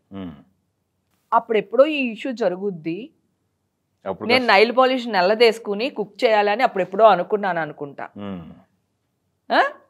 దాన్ని టెలికాస్ట్ చేశాను. ఎంత అన్యాయం అండి, సిగ్గుండాలి కదా మనుషులకి. మీడియా నన్ను వాడుకుంటుందని ఒక 5-6 సంవత్సరాల క్రితం నాకు తెలిసిపోయింది. రాజేంద్ర ప్రసాద్ గారు ప్రెసిడెంట్ గా పోటీ చేయడానికి మా ఎలక్షన్స్ అప్పుడు ఆ ధర్నా ఎందుకు చేశాను, నన్ను ఒక ఏమంటారు సెన్సార్డ్ వర్డ్ వాడారు వాళ్ళ ఇంటర్వ్యూలో అని నేను రాజేంద్ర ప్రసాద్ గారు న్యాయం అడగడానికి వెళ్ళా. నీ పక్క అతను ఇట్లా అన్నారు కదా, మీరు నా ప్రెసిడెంట్ అయితే మీరు ఖండించాలి కదా, అతనంటే మీరు ఎలా ఊరుకున్నారు? అప్పుడు దాసనారాయణ గారు బతుకున్నారు, ఆయనే ఫోన్ చేశారు నాకు, ఒరే ఇలా అయ్యింది, వాళ్ళు ఇంకా అలా ఆన్లైన్ లోనే ఉన్నారు, ఆ తుప్పట్టిన బాణం లాగా మురళీమోహన్ నిన్ను యూజ్ చేస్తున్నారా అని మాట్లాడారా, ఆ తుప్పట్టిన అనే వర్డ్ సెన్సారు అలా వాడకూడదు అంటే నేను వాళ్ళకి ఫోన్ చేస్తే మీరు రండి మేడం కూర్చోబెడదామో అది ఇది అన్నారు. సరే నేను వెళ్ళిపోయాను వేరే లెవెల్లో. వెళ్ళిన తర్వాత రాజేంద్ర ప్రసాద్ గారు ఇంటర్వ్యూ అయిపోయి వెళ్ళిపోతున్నారు కార్లో. వెళ్ళిపోతుంటే నేను ఆపాను, సార్ అలా కాదండి మాట్లాడదాం రండి అని చెప్పేసి అడిగా. ఆయన ఇంకా ఏదో టెన్షన్ పడిపోయి ఉంటారు, ఏటీ పిల్ల అలా వచ్చేసింది కారు ఆపేసింది అనుకున్నారు, ఏం జరిగిందో మనకి తెలియదు ఆయన విషయం. ఆయన వెళ్ళిపోయారు. న్యూస్ ఎలా వచ్చింది తెలుసా, హేమ దారుణంగా రాజేంద్ర ప్రసాద్ గారు కారు ఆపేసింది, ఏంటిది ఇలాగా. నేను న్యాయం కోసం ఆపాను, మీడియా వాళ్ళు వేసింది వేరే న్యూస్. ఓకే అప్పుడుకి కొంత అర్థమైపోయింది, ఓహో నో వే, అమ్మో మనల్ని వాడుతున్నారు, వద్దు దూరంగా ఉందాం. కొంత దూరం అయిపోయాను. మళ్ళీ ఎలక్షన్స్ వచ్చినాయి, అప్పుడు నేను ఇండిపెండెంట్గా పోటీ చేసి గెలిచేసాను. ఓకే హైయెస్ట్ మెజారిటీతో గెలిచేసాను. తర్వాత ప్రకాష్ రాజ్ గారు వచ్చారు, వాళ్ళ ప్యానెల్ రమ్మన్నారు, వద్దు సార్ ఇండిపెండెంట్గా వెళ్తానన్నా, లేదురా నా విజన్ ఇది, నేను ఇలా చేయాలనుకుంటున్నాను అన్నారు. ప్రకాష్ రాజ్ చేస్తాడు, మొండోడు, చేస్తాను అంటే చేసి తీరుతాడు. నేను నమ్మాను అతన్ని, మంచి లీడర్ అవుతాడు, మా అసోసియేషన్కి మంచి జరుగుతుందని నేను నమ్మి అతని ప్యానెల్లో ఉన్నా. వీళ్ళందరూ కలిపి ఒక వ్యక్తిని కొట్టడానికి ప్లాన్ చేశారు. నరేష్ గారు, శివబాలాజీ, వీళ్ళందరూ. ఇంకా క్లిప్పింగ్స్ ఉంటాయి, ఫొటోస్ కూడా ఉంటాయి. నేను గబగబా పరిగెత్తుకుని అతన్ని కాపాడడానికి వెళ్తున్నా. శివబాలాజీ ఇట్లా చేసిన ఆపేశాడు, ఇక్కడ ఇట్లా చేయి తీయని లాగుతున్నా, కావాలంటే ఫోటోలు చూడండి, వీడియో చూడండి, తీయి అంటున్నాను, అతను తీయట్లేదు. ఎదుర్కొంటా ఆ ఫోటోల్లోనే అతను ఇలా పట్టుకుంటున్నారు. ఎవరు, నరేష్ వాళ్ళ గన్మ్యాన్ వాళ్ళ అసిస్టెంట్ ఎవరో ఉంటాడు కదా, అతను ఇట్లా పట్టుకుని అతన్ని లాగుతున్నాడు, అతను పరిగెడుతున్నాడు. ఆ ఫోటోలో మొత్తం ఉంటది. అప్పుడు అతన్ని కాపాడే హడావుల్లో ఇతను చేయి తీయట్లేదు, అందుకని కరుద్దామని, అదే మీడియాలు చేసే ప్రాబ్లమ్స్ అవే చెప్తున్నా. నేను కరుద్దామని ఇట్లా ఇట్లా వెళ్ళేసరికి కింద నుంచి వెళ్ళిపోవచ్చు కదా అని ఒక థాట్ వచ్చింది నాకు. కింద నుంచి దూరం వెళ్ళిపోయాను. వెళ్ళిపోయిన తర్వాత శివబాలాజీ ఇక్కడ హేమ కరిసేసిందని చూపిస్తున్నాడు, ఫోల్డ్ చేసింది. ఒక్క నిమిషం నాన్న, నేను ఇలా ఫోల్డ్ చేశాడు, నేను ఎక్కడ కలుస్తాను, ఇక్కడ ఎలా కలుస్తాను, ఇక్కడ కదా కలుస్తాను, రైట్. ఇప్పుడు కూడా వీడియోలు ఉన్నాయి, ఫొటోస్ ఉన్నాయి, చూసుకోండి. ఇక్కడ రావాల్సిన ఖర్చింది, ఇక్కడికి ఎలా జర్నీ వచ్చేసింది నాకు తెలియదు. ఇలా ట్రాన్స్ఫర్ అవుతుందా, ఇలా చూపించాడు, ఇలా చేయి పెడితే ఇక్కడ కరిస్తే ఇక్కడ ఎలా వచ్చింది. నేను ఇలా పట్టుకున్నాను కదా, ఇది నా గోర్ మార్క్ అతనికి. నేను అసలు అతను కరవలేదు. మీడియా వాళ్ళు శివబాలాజీని కరిసేసింది. అక్కడ పాపం 2 సీనియర్ జర్నలిస్టులు ఉన్నారు, వాళ్ళు ఫోటోలు తీశారు, లేకపోతే అది కూడా అలాగే అయ్యేది. సో ఒక న్యూస్ ని నిజాలు వేయాల్సిన బాధ్యత మీడియా వాళ్ళది. ఇది అబద్ధమే కదా, ఇలా పట్టుకున్నాను. ఇక్కడ ఎలా వచ్చింది శివబాలాజీ అని ఒక్కడు అడిగాడా? నేను చెప్పాను, నేను మీడియాకి వెళ్తున్నాను సార్, వాళ్ళు మాట్లాడుతున్నారు సార్, నరేష్ వాళ్ళు అంటే పాపం ప్రకాష్ రాజ్ గారు వద్దులేమ్మా గొడవలు వద్దులేమ్మా మనం ఏదో చేద్దాం గెలుస్తాం అమ్మగా అలా ఉండిపోయాడు. ఆయన వల్ల నేను అన్యాయం అయిపోయాను అక్కడ. లేకపోతే ఇమ్మీడియట్గా నేను ఇక్కడ కరిస్తే ఇక్కడికి మరక ఎలా వచ్చిందిరా అని నేను అడిగేసేదాన్ని కదా. సో ఆయన నన్ను కంట్రోల్ చేస్తారు సరే అని నేను వదిలేసాను. ఆ తర్వాత ఆ ఎలక్షన్ తర్వాత మీడియా ముఖం చూడలేదు, మా ఎలక్షన్ గురించి ఏం జరుగుతుందో కూడా నేను పట్టించుకోలేదు, ఆపేశాను. ఆ రోజు నుంచి ఈ రోజు వరకు. మళ్ళీ మొన్న 2024లో ఈ ఇష్యూ వచ్చే వరకు కూడా నేను అసలు మీడియాకి రాలేదు. మీరు కూడా ఎన్నోసార్లు ఇంటర్వ్యూలు అడిగారు, చాలా మంది ఇంటర్వ్యూలు అడిగారు, నేను రాలేదు. ఎందుకంటే నాకు వద్దు, నాకు వచ్చే లాభం ఏం లేదు. పోగా ఫేక్ న్యూస్లు వేస్తున్నారు. ఆ ఫేక్ న్యూస్ కరెక్ట్ కాదు కదా. ఇప్పుడు నేను కరవలేదు ఆ అబ్బాయిని, నేను కరిసానని వేసేసాను. రాజేంద్ర ప్రసాద్ గారిని న్యాయం కోసం ఆ కార్ ఆపాను, అది ఇంకొకలాగా క్రియేట్ చేసేసారు. ఓకే, పైగా లాస్ట్ టైం నేను వెళ్ళినప్పుడు కూడా ఇది హాస్పిటల్లో టెస్టులు చేయించారు నాకు అక్కడ బెంగళూరులో. టెస్టులు చేయించినప్పుడు నేను బయటకు వచ్చాను, పోలీసులు మాట్లాడనివ్వట్లా. నేను బయటకు వచ్చినప్పుడు నన్ను ఫేక్ న్యూస్లు వేయకండి గట్టిగా అరుస్తూ చెప్పాను. అది నా ఆవేదన, ఇంత మెల్లిగా చెప్పలేదు. ఫేక్ న్యూస్లు వేయకండి, నా టెస్టులు ఇప్పుడే తీస్తున్నారు, ఇప్పుడు ఇక్కడ తీసుకొచ్చింది నా టెస్టులు చేయడానికి, ఇప్పుడే నా టెస్టులు చేస్తున్నారు, మీరు మొన్నటి నుంచి పాజిటివ్ వచ్చిందని వేసేస్తున్నారు, ఫేక్ న్యూస్లు వేయకండి అని అన్నా. ఓవర్ యాక్టింగ్ చేస్తున్న హేమ అని వేశారు. పెద్ద పెద్ద ఛానల్ వాళ్ళు ఏదో కోన్కిస్గా కొట్టాలి పోన్లే చిన్న ఛానల్ వాళ్ళు అనుకుంటే నాకు అసలు అదేం లేదు. పెద్ద పెద్ద ఛానల్ వాళ్ళు ఇంకా వాళ్ళ ఇష్టం వచ్చిన న్యూస్ వైట్ డ్రెస్ అమ్మాయిని చూపించి హేమ హేమ హేమ హేమ అని వేశారు. అది నేను కాదని మళ్ళీ బయటకు వచ్చి మా ఫ్రెండ్స్ ఏమో ఫోన్ మాట్లాడినివ్వరు, నన్ను ఏమో బయటికి రానివ్వరు, నేను నువ్వు రామా అంటే వాడు ఏదో వేసేస్తున్నాడే బాబు ఆగు నువ్వు వెళ్ళకని వీళ్ళు ఆపేశారు. 15-20 రోజులు ఫోన్లు ఎత్తొద్దన్నారు, కానీ ఒక్క ఫోన్ ఎత్తటం మానలా. మొత్తం 3 రోజులు కలిపి 1000 ఫోన్లు అటెండ్ చేసి ఉంటాను. ప్రతి ఫోన్లో మాట్లాడుతూనే ఉన్నాను. నేను నైల్ పాలిష్ బ్లాక్ పెట్టుకున్నాను, అమ్మాయి వైట్ పెట్టుకుంది, ఏం న్యూస్లు వేస్తున్నారు అని. అతని పేరేంటి క్రైమ్ రిపోర్టర్, అతను ఫోన్ చేసి మేడం బయటకు వచ్చిన వాళ్ళు మీరు లేరు కదా మేడం అని అడుగుతున్నారు. వాళ్ళు ఎలా రికార్డ్ చేశారో అన్నిని నేను అన్ని రికార్డ్ చేసి పెట్టుకున్నాను. వన్స్ నా కేసు క్వాష్ అయిన తర్వాత చెప్తా. ఓకే, ఇలాగా ఎంత మంది తెలుసా, నేను రికార్డ్ చేసేసి నేను పులి 2 అడుగులు వెనక్కేస్తుందంటే పారిపోతున్నట్టు కాదు, కంగారు పడకండి వస్తాను వచ్చి తాట తీస్తానని చెప్తే ఆ వాయిస్ కూడా రికార్డ్ చేసి వేసేసారు. మరి ఛానల్ పేరు చెప్పొచ్చో లేదో నాకు తెలియదు కానీ చెప్తున్నాను, అక్కడ మీ వేసుకొని. ఇలాగా ప్రతి ఒక్కళ్ళు లేని న్యూస్ని వేసేసారు. అంటే నేను అనేది 2 ప్లేస్లకి ఎక్కువ వెళ్ళకూడదు అంటారు మేడం. హాస్పిటల్ ఒకటి, పోలీస్ స్టేషన్ ఒకటి అంటారు, జైలు. బట్ జైలుకి వెళ్ళాల్సిన పరిస్థితి వచ్చింది, అప్పుడు మైండ్ సెట్ ఏంటి? ఇంట్లో వాళ్ళ సపోర్ట్ ఎలా ఉంది మీకు? ఇంట్లో వాళ్ళ సపోర్ట్ అని పక్కన పెడితే బెంగళూరు నేను ఒక్కదాన్ని వెళ్ళా, నాకు నోటీసులు వస్తున్నాయి, నాకు ఒంట్లో బాగా, అది కూడా వేశారు. హేమకు ఒంట్లో బాగాలేదని వంకలు పెట్టి వెళ్ళట్లేదు, హేమని హైదరాబాద్ వచ్చి అరెస్ట్ చేస్తారు, ఇవన్నీ న్యూస్లు కంటిన్యూస్గా నా మీద న్యూస్ వెళ్తూనే ఉన్నాయి. నేను అడుగుతున్నాను ఏ పోలీస్ ఆఫీసర్ మీకు చెప్తున్నారు ఏంటి అని కూడా, నేను చెప్పండి ఎవరు నా పేరు తీయలేదు కదా మీరు ఎందుకు తీస్తున్నారు అని అన్నా. అయిపోయిన తర్వాత నేను ఒక్కదాన్ని వెళ్ళా, అందరూ అన్నారు లాయర్ని తీసుకెళ్ళి అది తీసుకెళ్ళంటే నేను ఎవరు తీసుకెళ్ళా, నేను ఒక్కదానే వెళ్ళా. నాకేంటి నేను తప్పు చేయలేదు, నేను ఆ పార్టీకి వెళ్ళిన మాట నిజం, వచ్చేసిన మాట కూడా అంతే నిజం. పార్టీకి వెళ్ళడం ఎంత 18th వెళ్ళడం ఎంత నిజమో 28th నేను రావడం కూడా అంతే నిజం. నేను లేను అక్కడ, వచ్చాను నేను హైదరాబాద్, బెంగళూరు లేను నేను, హైదరాబాద్ వచ్చాను నేను, వచ్చడం కూడా అంతే నిజం. ఓకే, సో నేను ఒక్కదాన్ని వెళ్ళాను. ఏం జరిగింది ఏంటి అంటే ఇట్లా సార్ ఇలా వెళ్ళాము, వెళ్ళిన మాట నిజమే, ఇలా జరిగింది అని చెప్పేసి వాళ్ళు కూర్చోపెట్టారు, మాట్లాడారు. 2-3 అవర్స్ పోలీస్ ఆఫీసర్ అందరూ వచ్చారు, మాట్లాడారు. మీరు తాగుతారా? నేను తాగను సార్, నేను ఇది తాగాను, నేను ఇది.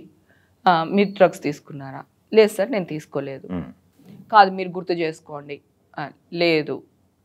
సో ఎవరైనా మీ మందులో కలిపి ఉండొచ్చు కదా, లేకపోతే మీరు తాగిన ఈ రెడ్ బుల్, నాకు రెడ్ బుల్ వీక్నెస్ అబ్బా, డ్రింక్ నాకు అస్సలు నాట్ అట్ ఆల్ ఇంట్రెస్టెడ్. అయితే రెడ్ బుల్ చాలా ఇష్టం అనమాట. మీరు రెడ్ బుల్ అన్నారు, మీరు రెడ్ బుల్లో కలిపి ఉండొచ్చు కదా, ఎవరైనా కలిపి ఉండొచ్చు కదా. నేను ఒక క్షణం ఆగి గుండాగి కొట్టుకుంది నాకు. ఏమో అంత పెద్ద పార్టీలో ఇంత దొరికిందని తెలిసిన తర్వాత గుండాగిపోయింది. ఆగిన తర్వాత ఆలోచించా, కాన్ఫిడెంట్గా చెప్పా, లేదు సార్ వాళ్ళందరూ నాకు సొంత తమ్ముళ్ళలాగా, నన్ను అక్కలాగా చూస్తారు. నేను ఆడికి ఇంకొక డాష్ ఇష్యూ ఏదో అయి ఉంటే మేబీ ఏమన్నా చేసి ఉండొచ్చు, కానీ ఇక్కడ ఉన్న వాళ్ళందరికీ నేను అక్కనే సార్, అక్కడ వచ్చిన వాళ్ళందరికీ నేను అక్కనే. సో నాకు అలా చేయరు సార్, 100% చేయరు, బలగుద్ది చెప్తాను. అది వాళ్ళు అన్నీ తీసుకున్నారు, అన్నీ రాసుకున్నారు, అన్నీ అయిపోయింది. టైప్ చేస్తున్నారు. టైప్ చేస్తున్నప్పుడు అరెస్ట్ అని మాట్లాడుతున్నారు కన్నడలో వాళ్ళు. నన్ను ఎందుకు అరెస్ట్ చేస్తున్నారని అడిగా. చాలా గోల పెట్టాను నేను. అసలు లేదు లేదు మేడం అరెస్ట్ చేయట్లేదు, మీకు టెస్టులు చేపిస్తాం. ఓకే టెస్టులు చేపించాడు, నాకేం ప్రాబ్లం లేదు, నేను రెడీగా ఉన్నాను. నేను ఒక్కదాన్ని వెళ్ళాను. నిజంగా నేను తప్పు చేసి ఉంటే నా లాయర్ని తీసుకుని వెళ్ళి ఉండేదాన్ని. అరెస్ట్ చేస్తారని తెలుసుంటే కూడా నేను లాయర్ని తీసుకుని వెళ్ళి ఉండేదాన్ని. నాకు అసలు ఏం తెలియదు. నేను ఒక్కదాన్ని వెళ్ళాను. అది హాస్పిటల్ తీసుకెళ్లారు. తీసుకెళ్ళిన తర్వాత నన్ను వదిలేస్తారా అని అనుకున్నా. అక్కడికి మీడియా వాళ్ళు అందరూ వచ్చారు. నేను చెప్పాల్సింది చెప్పాను, అక్కడ మీడియా వాళ్ళకి చెప్పింది చెప్పాను. తర్వాత నేను జీప్ ఎక్కించిన తర్వాత ఎంత ఫాస్ట్గా తీసుకెళ్లారంటే అంత ఫాస్ట్గా తీసుకెళ్లారు. అంత అర్ధరాత్రి, నేను మర్డర్ చేయలేదు, మానభంగం చేయలేదు, చీటింగ్ చేయలేదు, అంత అర్ధరాత్రి నన్ను తీసుకెళ్ళి జడ్జి ముందు నిలబెట్టవలసిన అవసరం ఏమొచ్చిందో నాకు అర్థం కాలే. అప్పుడు మీరు ఏమైనా లాయర్ ఉంటే పెట్టుకోండి, మీకు ఎవరన్నా ఉంటే చెప్పుకోండి అని ఎక్కడ చెప్తున్నారు? జడ్జి గారు ఇంటి ముందుకు వెళ్ళినప్పుడు చెప్తున్నారు వాళ్ళు. అప్పటికి నేను ఎవరికి ఫోన్ చేశాను, అది బెంగళూరు, నాకు ఎవరికి తెలుసు? నాకు అసలు తెలియని కూడా తెలియదు, వాళ్ళు అరెస్ట్ చేస్తారని కూడా తెలియదు.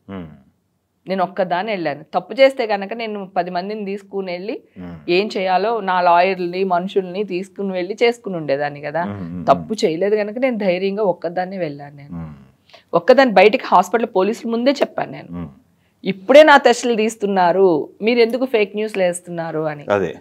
నేను చెప్పనా, నా జీవితానికి మీడియానే ఆ 2024 మాత్రం రీజన్. వీళ్ళు వేసిన న్యూస్లకి నేను ఎవరో కూడా వాళ్ళకి తెలియదు. పోలీసులకి నేను ఇంత పెద్ద ఆర్టిస్ట్ని, తెలుగులో నెంబర్ 1 ఇవన్నీ పాపం వాళ్ళకి ఏం తెలియదు. న్యూస్లు అక్కడ కన్నడ వాళ్ళు, ఇక్కడ వీళ్ళు వేసే న్యూస్లను బట్టి ఓహో ఈవిడ ఇంత పెద్దదా, ఓహో ఈవిడ వెనకాల ఇంతమంది ఇన్ని న్యూస్లు వేస్తున్నారంటే ఓహో ఈవిడ ఏమన్నా కండక్ట్ చేసిందా. ఇప్పుడు ఒక ఇష్యూ వచ్చినప్పుడు పోలీసులు 4 కోణాల్లో వాళ్ళు ఎంక్వైరీ చేస్తారు, అది their duty. Okay, so వాళ్ళు ఓహో ఈవిడ ఏమన్నా అమ్మాయిలు తీసుకొచ్చారా, లేకపోతే ఈవిడ ఏమన్నా పార్టీలు చేసేసారా, లేకపోతే ఈ పార్టీకి ఈవిడ మెయిన్ హెడ్డా, అసలు ఏంటి, వాట్ ఈస్ వాట్. ఓకే, ఆ హడావుడు ఎక్కువైపోయి, ఈ మీడియా హడావుడు ఎక్కువైపోయేసరికి నేను మెగాస్టార్ చిరంజీవి అయిపోయాను అక్కడ. నాకు కూడా తెలియదు నేను ఇంత పెద్ద ఆర్టిస్ట్ని, బీబీసీలో కూడా ఫేక్ న్యూస్లు వేస్తారని నేను అనుకోలేదు. ఇప్పుడు కూడా ఇంత ధైర్యంగా ఇక్కడ కూర్చుని నేను మాట్లాడగలుగుతున్నాను అంటే నేను తప్పు చేయలేదు కనుక మాట్లాడుతున్నాను. అది బయటకు వచ్చి సెకండ్ టైం నాకు స్టే ఇచ్చారు కదా కోర్టు నుంచి, బయటకు వచ్చాను, స్టే ఇచ్చారు నాకు కోర్టు వాళ్ళు. స్టే ఇచ్చినప్పుడు ఏం న్యూస్ వేశారు వీళ్ళు, బయటకు వచ్చినప్పుడు పాజిటివ్ వచ్చేసింది, హేమకి పాజిటివ్ వచ్చేసిందని. బెయిల్ కాదు, బెయిల్ వచ్చేసి బయటకు వచ్చేసిన తర్వాత హేమకి పాజిటివ్ వచ్చేసిందని మళ్ళీ సెకండ్ టైం సర్క్యులర్ చేసేసారు ప్రముఖ ఛానల్స్. అప్పుడు ఇమ్మీడియట్గా నేను ఒక యూట్యూబ్ ఛానల్ స్టార్ట్ చేసి, ఇదిగో నేను చెక్ చేయించుకున్నాను, నాకు నెగిటివ్ వచ్చింది, కావాలంటే మీరు ఎక్కడికైనా పిలవండి నేను వస్తాను, అది నా బాడీలోనే ఉంటుంది కదా. ఇప్పుడు జనరల్గా నాకు తెలిసిన దీంట్లో ఇన్ఫర్మేషన్ ప్రకారం యూరిన్లో, బ్లడ్లో 3 months ఉంటుందంట. ఓకే, నైల్స్లో, హెయిర్లో 1 year ఉంటుంది, కిడ్నీలో ఇంకా ఎక్కువ రోజులు ఉంటుంది. ఓకే, ఇది ఏమంటారు మన ఇంటర్నెట్లో దాన్ని ఏమంటారు, ఏదన్నా ఒక కెమికల్ని రీసెర్చ్ చేస్తానికి ఏదో అంటారు కదా, సో అమెరికన్ ఇన్స్టిట్యూట్ ఆఫ్ ఏదో అంటారు కదా, సో దాంట్లో వెళ్ళి చూసింది చెప్తున్నాను నేను. ఆ సైట్ లో నేను అక్కడి నుంచి బెయిల్ వచ్చి ఇంటికి రాగానే నేను బ్లడ్ టెస్ట్లు, హెయిర్ టెస్ట్, నైల్ టెస్ట్లు అన్ని నేను చేయించి పెట్టేసుకున్నా సేఫ్ సైడ్. వాళ్ళు ఎవరు కూడా నాకు తెలియదు, అది ఢిల్లీలోనో బొంబాయిలోనో ఉంది, ఇక్కడ కూడా లేదు మనకి హైదరాబాద్ లో. అక్కడి నుంచి తెప్పించుకున్నా. ఆ రిపోర్ట్లు రావడానికి నాకు 20 days పట్టింది. ఎవిడెన్స్ లేకుండా మీ ముందుకు ఎలా వచ్చి మాట్లాడతాను? నేను బిర్యానీ చేసినా అది మీ ఇల్లు కాదు, సంవత్సరం క్రితం చేస్తుందా అంటున్నారు, అదే నల్ల నైల్ పాలిష్ పెట్టుకోండి. సో నేను రామా అంటే మళ్ళీ అది రికార్డ్ చేసి హేమ రామా అంది కాదు, దాని అమ్మ అనింది, దీన్ని రమ్మనింది అని వేసేస్తున్నారు. సో నాకు ఎంత కసి, ఆ కోపం, ఆవేదన, చచ్చిపోవాలనిపించింది ఒక స్టేజ్లో. లేకపోతే ఎవరైనా చంపేద్దాం అనిపించింది. ఆ రిపోర్టర్స్ ఎవరైతే ఉన్నారో వాళ్ళని చంపేద్దామా, వెళ్ళి పొడిచేద్దాం అని అట్లా అనమాట. ఏదో అంటే మదన్ కదా, అంత టెన్షన్ అయిన తర్వాత ఒకటి ఆలోచించా నైట్ కూర్చుని, ఇప్పుడు నేను చచ్చిపోయాను అనుకో, వీళ్ళు ఏం చేస్తారు, తప్పు చేసేసింది అవమాన భారం భరించలేక చచ్చిపోయిన హేమాని న్యూస్ వేసుకుని అలా కూడా బతికేస్తారు నా మీద వీళ్ళు.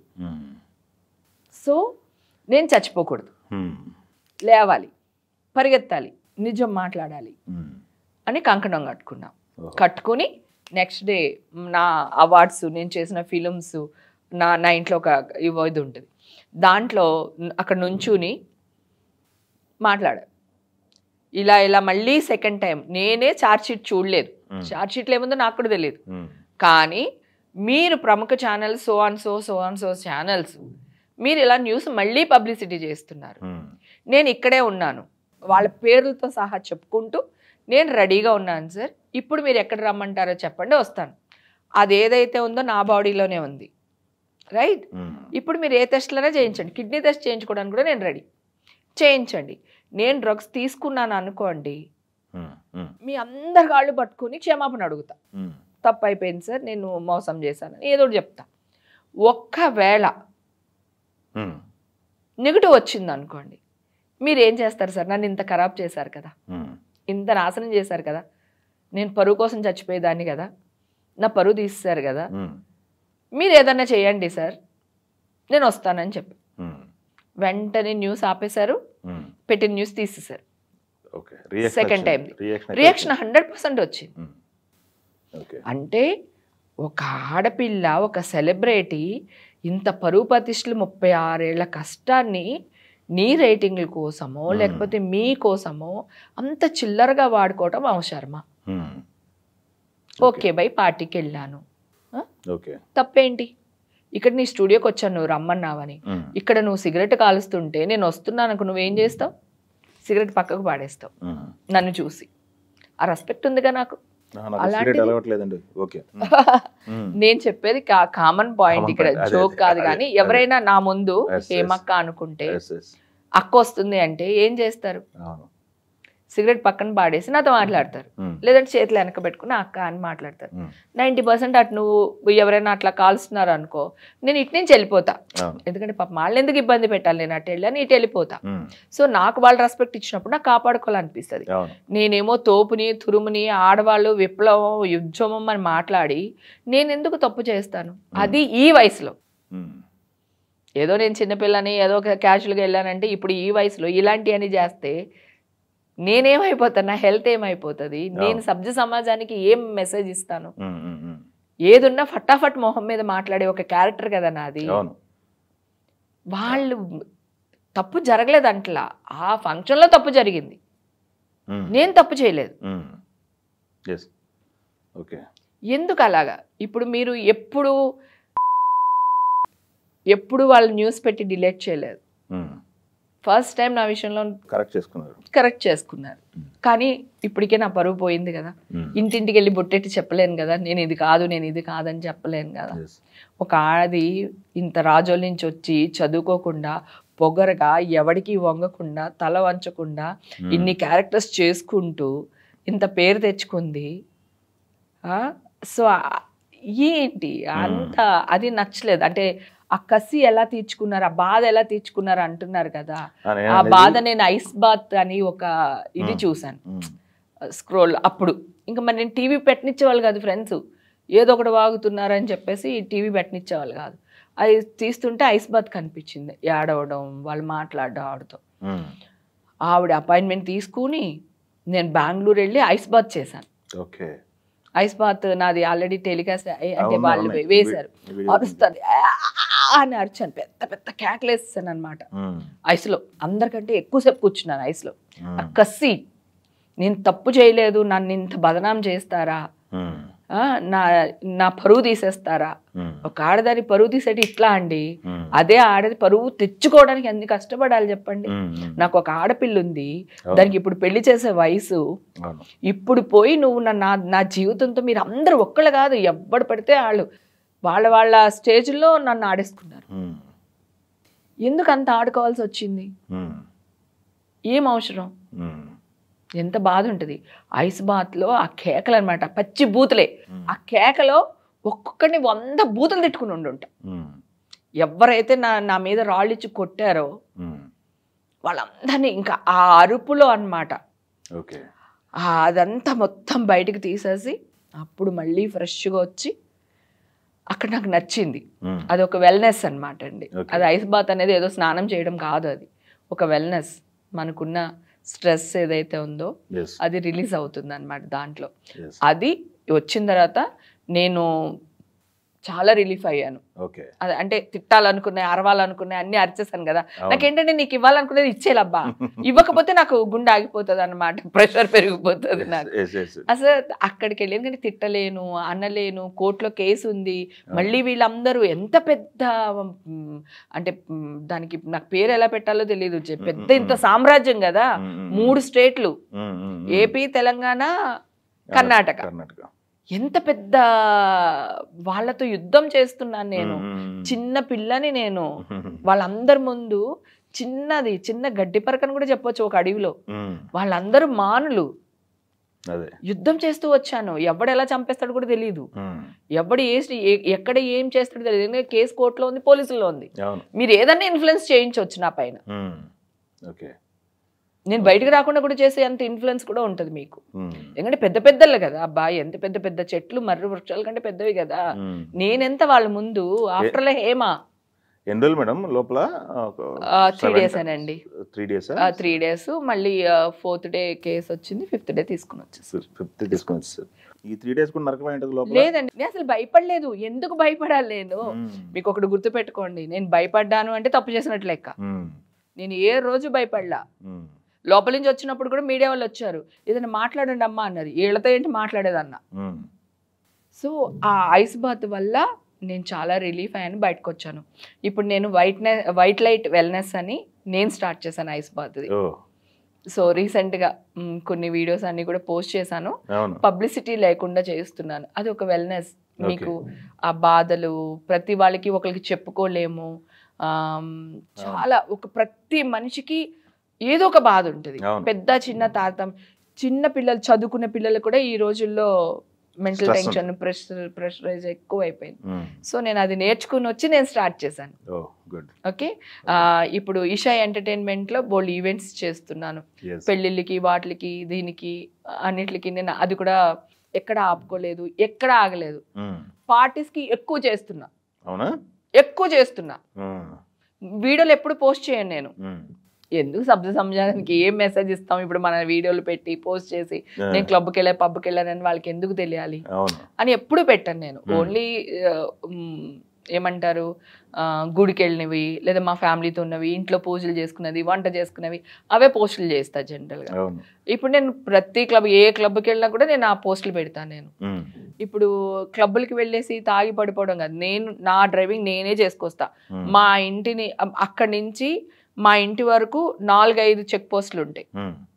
ఎటెళ్ళా, ఇటు పెద్దమ్మ తల్లి గుడి సైడ్ నుంచి వెళ్ళినా కూడా అటు నుంచి వచ్చినా నాది మాదాపూర్, ఎటు నుంచి వచ్చినా నాకు 3-4 చెక్ పోస్టులు తగులుతాయి. ఏ గల్లీలోంచి వచ్చినా కూడా నాకు చెక్ పోస్టులు తగులుతాయి.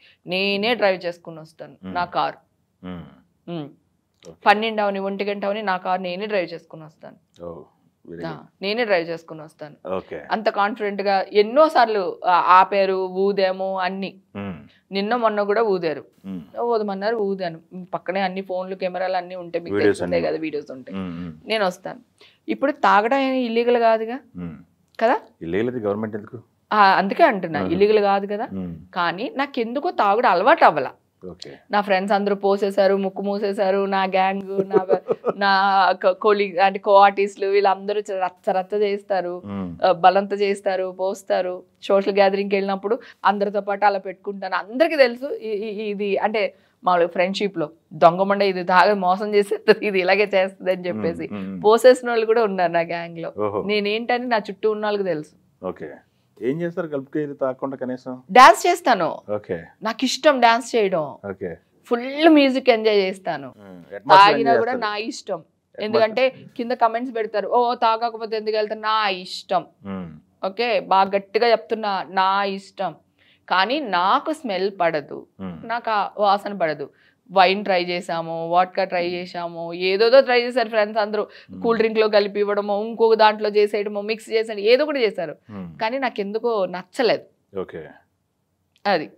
సో నా ప్రాణం ఏంటంటే రెడ్ బుల్.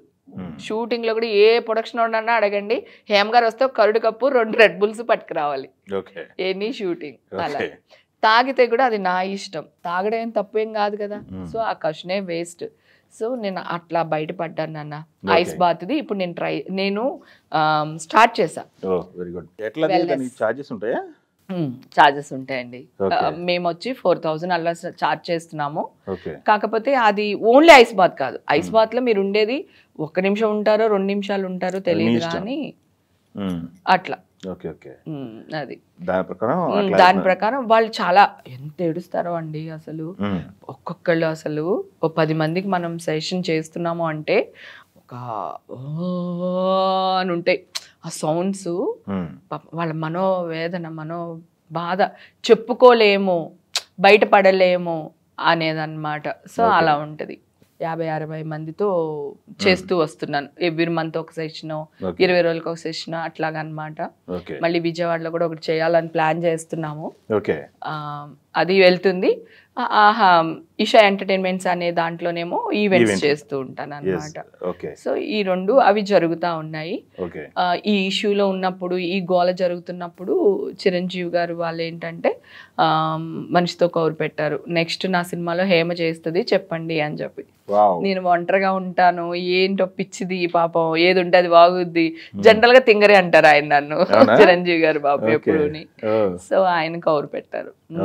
ఇప్పుడు నెక్స్ట్ నా జరిగే సినిమాలో ఏదో ఒక వేషం క్యారెక్టర్ చేస్తుంది హేమ చెప్పండి అని చెప్పి కౌరు పెట్టారు. నా దగ్గర ఆయన నెంబర్ ఉంటుంది, ఎప్పుడు నాగార్జున గారి నెంబర్ ఉంటుంది, చిరంజీవి గారి నెంబర్ ఉంటుంది, బాలేబాబు నెంబర్ ఉంటుంది నా దగ్గర. సో నేను ఎప్పుడు కాల్ చేయను. నిజంగా ఒక ఇష్యూలో అంటే ఎవరికైనా ఏదైనా హెల్ప్ కావాలి, లేకపోతే నేను చేసుకోలేని ఒక పని ఆయనకి చెప్తే జరుగుద్ది, అలాంటివి ఏదన్నా ఉంటే గాన తప్పకుండా కాల్ చేస్తా. ఎలక్షన్ అప్పుడు బాలేబాబుకి ఎవ్వరు చేయలేదు, నేను ఒక్కదాన్ని ఫోన్ చేశాను నా ప్యానల్ నుంచి. నీకు ఒక్కదానికి ఓటేస్తాను అన్నారు ఆయన. మాట్లాడారు. అలాగే అమ్మని వైకుంఠ ఏకాదశికి తీసుకెళ్ళాలి బాబు ఇలా ఉంది అంటే సరే తీసుకెళ్ళు అని చెప్పేసి తిరుమలకి వైకుంఠ ఏకాదశికి చాలా కష్టం, బాలేబాబు లెటర్ ఇచ్చి తీసుకుని వెళ్ళారు. తర్వాత ఒకసారి రజిత వాళ్ళ మదర్ కి ఏదో ఒంట్లో బాకపోతే చిరంజీవి గారిని అడిగితే చిరంజీవి గారు ఇమ్మీడియట్ గా రియాక్ట్ అయ్యి వాయిస్ మెసేజ్ పెట్టి రజితకి నేనున్నానమ్మా చూసుకుంటాను, హాస్పిటల్లో ట్రీట్మెంట్ కంటిన్యూ చేయండి, డాక్టర్ కావాలన్నా మెడిసిన్ కావాలన్నా నేను పంపిస్తానని ఇమ్మీడియట్ గా రియాక్ట్ అయ్యారు. సో నేను నాగార్జున గారికి ఆయన బర్త్డేకి, లవర్స్ డేకి, నా బర్త్డేకి ఈ 3 రోజులే కాల్ చేస్తాను నేను ఇయర్ లో. ఏదైనా ఎమర్జెన్సీ నేను ఈ పని చేద్దాం అనుకుంటున్నాను బాబు, ఇది స్టార్ట్ చేయాలనుకుంటున్నాను అంటే బిజినెస్ వేస్ గా ఏదైనా ఉంటే బాబు ఇలా ఉంది ఏంటి ఏం చేయమంటారు అని సజెషన్ కోసం ఫోన్ చేస్తా. అంతే తప్ప నెంబర్లు ఉన్నాయి కదా అని 10 సార్లు కాల్ చేయడం, వేరేలా మాట్లాడడం నాకు అసలు రాదు. చాలా జెన్యూన్ ఉంటేనే చేస్తా. ఎందుకంటే మనం ఒక 100 సార్లు చేసి నిజంగా నాకు అవసరమైనప్పుడు ఫోన్ లిఫ్ట్ చేయకపోతే అట్లా. కానీ ఈ ఇష్యూలో ఉన్నప్పుడు ఒక్కరికి ఫోన్ చేయలేదు, నేను ఒక్కరికి ఫోన్ చేయలేదు. ఇండస్ట్రీ నుంచి ఫోన్లు కనీసం ఇండస్ట్రీ నుంచి బోల్డ్ ఫోన్లు వచ్చినాయి. నా కూతురికి నా నెంబర్ తన దగ్గరే ఉండింది ఫోను. అందరూ మాట్లాడారు, ఇషా ఏం కావాలి నాన్న, బెయిల్ కావాలా, డబ్బులు కావాలా, లాయర్స్ కావాలా. ఎంతమంది లాయర్స్ వచ్చారు అనుకుంటున్నారు? 6 లాయర్స్ వచ్చారు నాకు. నేను ఒక్కరికి ఫోన్ చేయలేదు. 6 నియర్లీ నా కూతురికి 15 మంది లాయర్లు ఫోన్ చేశారు. 6 వచ్చి అటెండ్ అయ్యారు నా బెయిల్కి. 6 అటెండ్ అయ్యారు. ఇక్కడి నుంచే 3 లాయర్లు వచ్చారు. సో నేను ఏ లాయర్ని పిలవలేదు, నాకు తెలియదు. అది పొగరుగా చెప్పట్లేదు నేను, నాకు నిజంగా బెంగళూరులో లాయర్లు తెలియదు, నెంబర్లు తెలియదు. ఎవడనుకుంటాడు నేను ఒక కేసులోకి వెళ్తాను లేకపోతే జైలుకి వెళ్తాను అని ఎవరో అనుకోరు కదా. సో నేను అనుకోను కదా, లైఫ్ లో ఎవడో అనుకోడు, నేను అనుకోలేదు. తెలియదు, నా కూతురు కూడా తెలియదు పాపం. తను చదువుకుని లండన్ లో చదువుకుని మొన్నే వచ్చింది, ఆ ఇష్యూ అయినప్పుడే వచ్చింది పాపం తను. మొత్తం నా తమ్ముడు నా కూతురు దగ్గరుండి చూసుకున్నారు. మా ఆయనకి చాలా భయం. ఇప్పుడు కూడా మీడియా వాళ్ళు ఉంటారు, వాళ్ళు ఇదేస్తారు అదేస్తారని అప్పుడు కూడా రాలేదు ఆయన. ఆయన ఏవో చేస్తున్నారు, మూవీస్ అవి ఏవో చేస్తున్నారు. Okay okay. ఇలాగా నాకు ఇంత సపోర్ట్, నన్ను నమ్మి ఒక్కళ్ళు కూడా నా ఫోన్ ఎత్తడం మానేలేదు ఇండస్ట్రీ నుంచి. ఎందుకంటే జనరల్ గా డ్రగ్స్ అనగానే అమ్మో ఫోన్లు, మన ఫోన్లు తీస్తే ఈ ఉడుపుతో పాటు మనల్ని తీసుకెళ్తారేమో అని నా కూతురు ఫ్రెండ్స్ తర్వాత నా వాళ్ళు నా అనుకున్న వాళ్ళు మమ్మల్ని వేసేసినట్టే. వీళ్ళు వేసిన న్యూస్కి కనీసం మా ఇంటికి పర్మిషన్ కూడా రాకూడదు. పర్మిషన్ కూడా భయపడిపోతారు కదా, అమ్మో ఈవిడతో పాటు మమ్మల్ని అరెస్ట్ చేస్తారని. ఆ సిచ్యువేషన్ క్రియేట్ చేశారు వీళ్ళు. బట్ రియల్గా ఎవ్వరు నన్ను ఏం అనలేదు. ఇంకా ప్రతిరోజు ఫోన్లు చేసేవాళ్ళు, వాళ్ళే ఫుడ్ పంపించేవాళ్ళు, వాళ్ళే మాట్లాడేవాళ్ళు. ఏది నేను వచ్చేసిన తర్వాత నేను అక్కడ ఉండగా నేను ఎవరికి ఫోన్ చేయలేదు. ఇష్యూలో ఉన్నప్పుడు కూడా ఒకరికి కూడా ఫోన్ చేయలేదు. ఇంత న్యూస్ జరుగుతున్నా కూడా పాపం మా విష్ణుబాబు మాత్రం నా కార్డు తీసేశారు కదా, నేను యుద్ధం చేశాను. నా కార్డు ఇస్తారు ఎవరా, నిజంగా నేను తప్పు చేసి కోర్టులో కేసు హేమ గిల్ట్ అని గనక వచ్చి నువ్వు తీసేయి, మొత్తానికి తీసి పడేసేయి.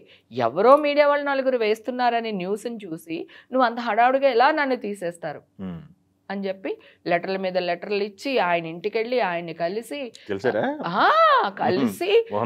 తీసుకునే వరకు ఊరుకోలేదు నేను.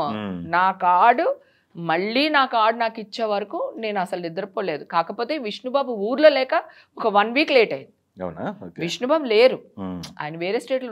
నేను ఇష్యూలో ఉండగా కూడా ఆయన ఫోన్ చేశారు నాకు.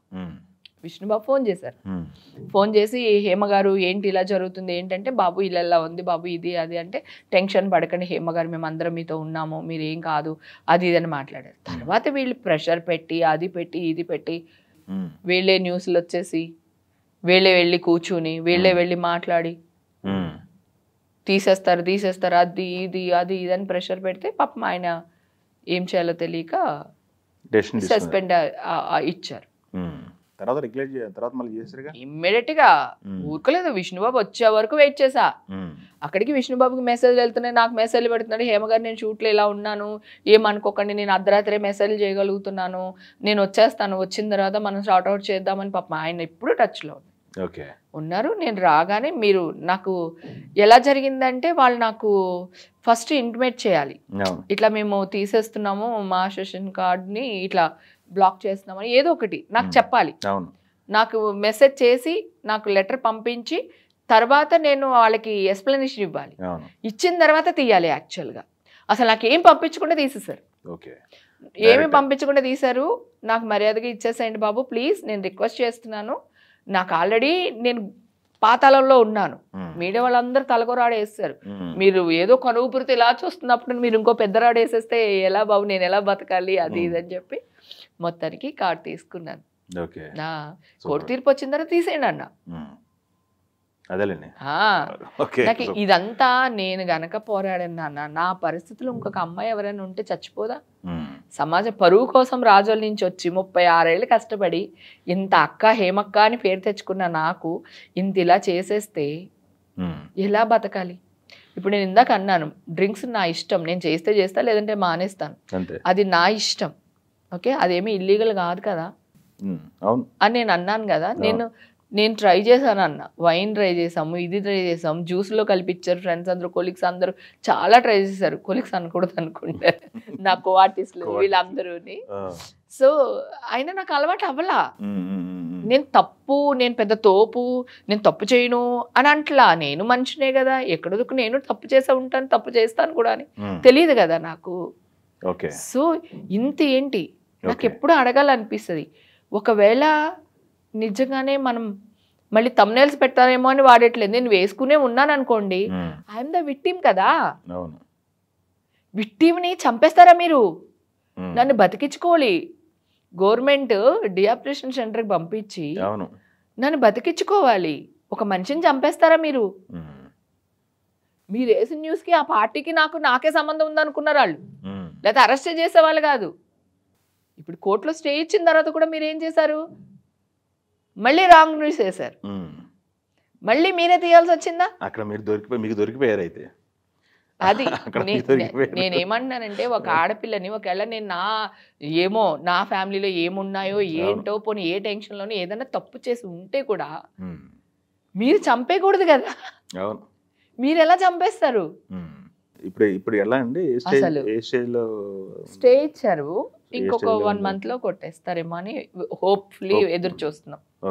అది నేను తప్పు చేయలేదు, తప్పు చేయలేదు కనుక నేను ఎక్స్పెక్ట్ చేసేది పాజిటివ్గానే వస్తుందని కదా ఎక్స్పెక్ట్ చేస్తాను. న్యూస్ పాజిటివ్గా వస్తుందని ఎక్స్పెక్ట్ చేస్తున్నాం.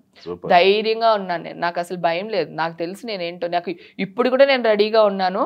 అంటే అప్పటికి అయిపోయి ఉంటుంది కదా, సంవత్సరం అయింది కాదు. ఇప్పుడు నేను డ్రింక్స్ తాగాను అనుకో, నా బాడీలో ఉంటుంది కదా నేను ఎంత డ్రింక్స్ చేశానో, ఎంత క్వాంటిటీ తాగుతున్నాను అని.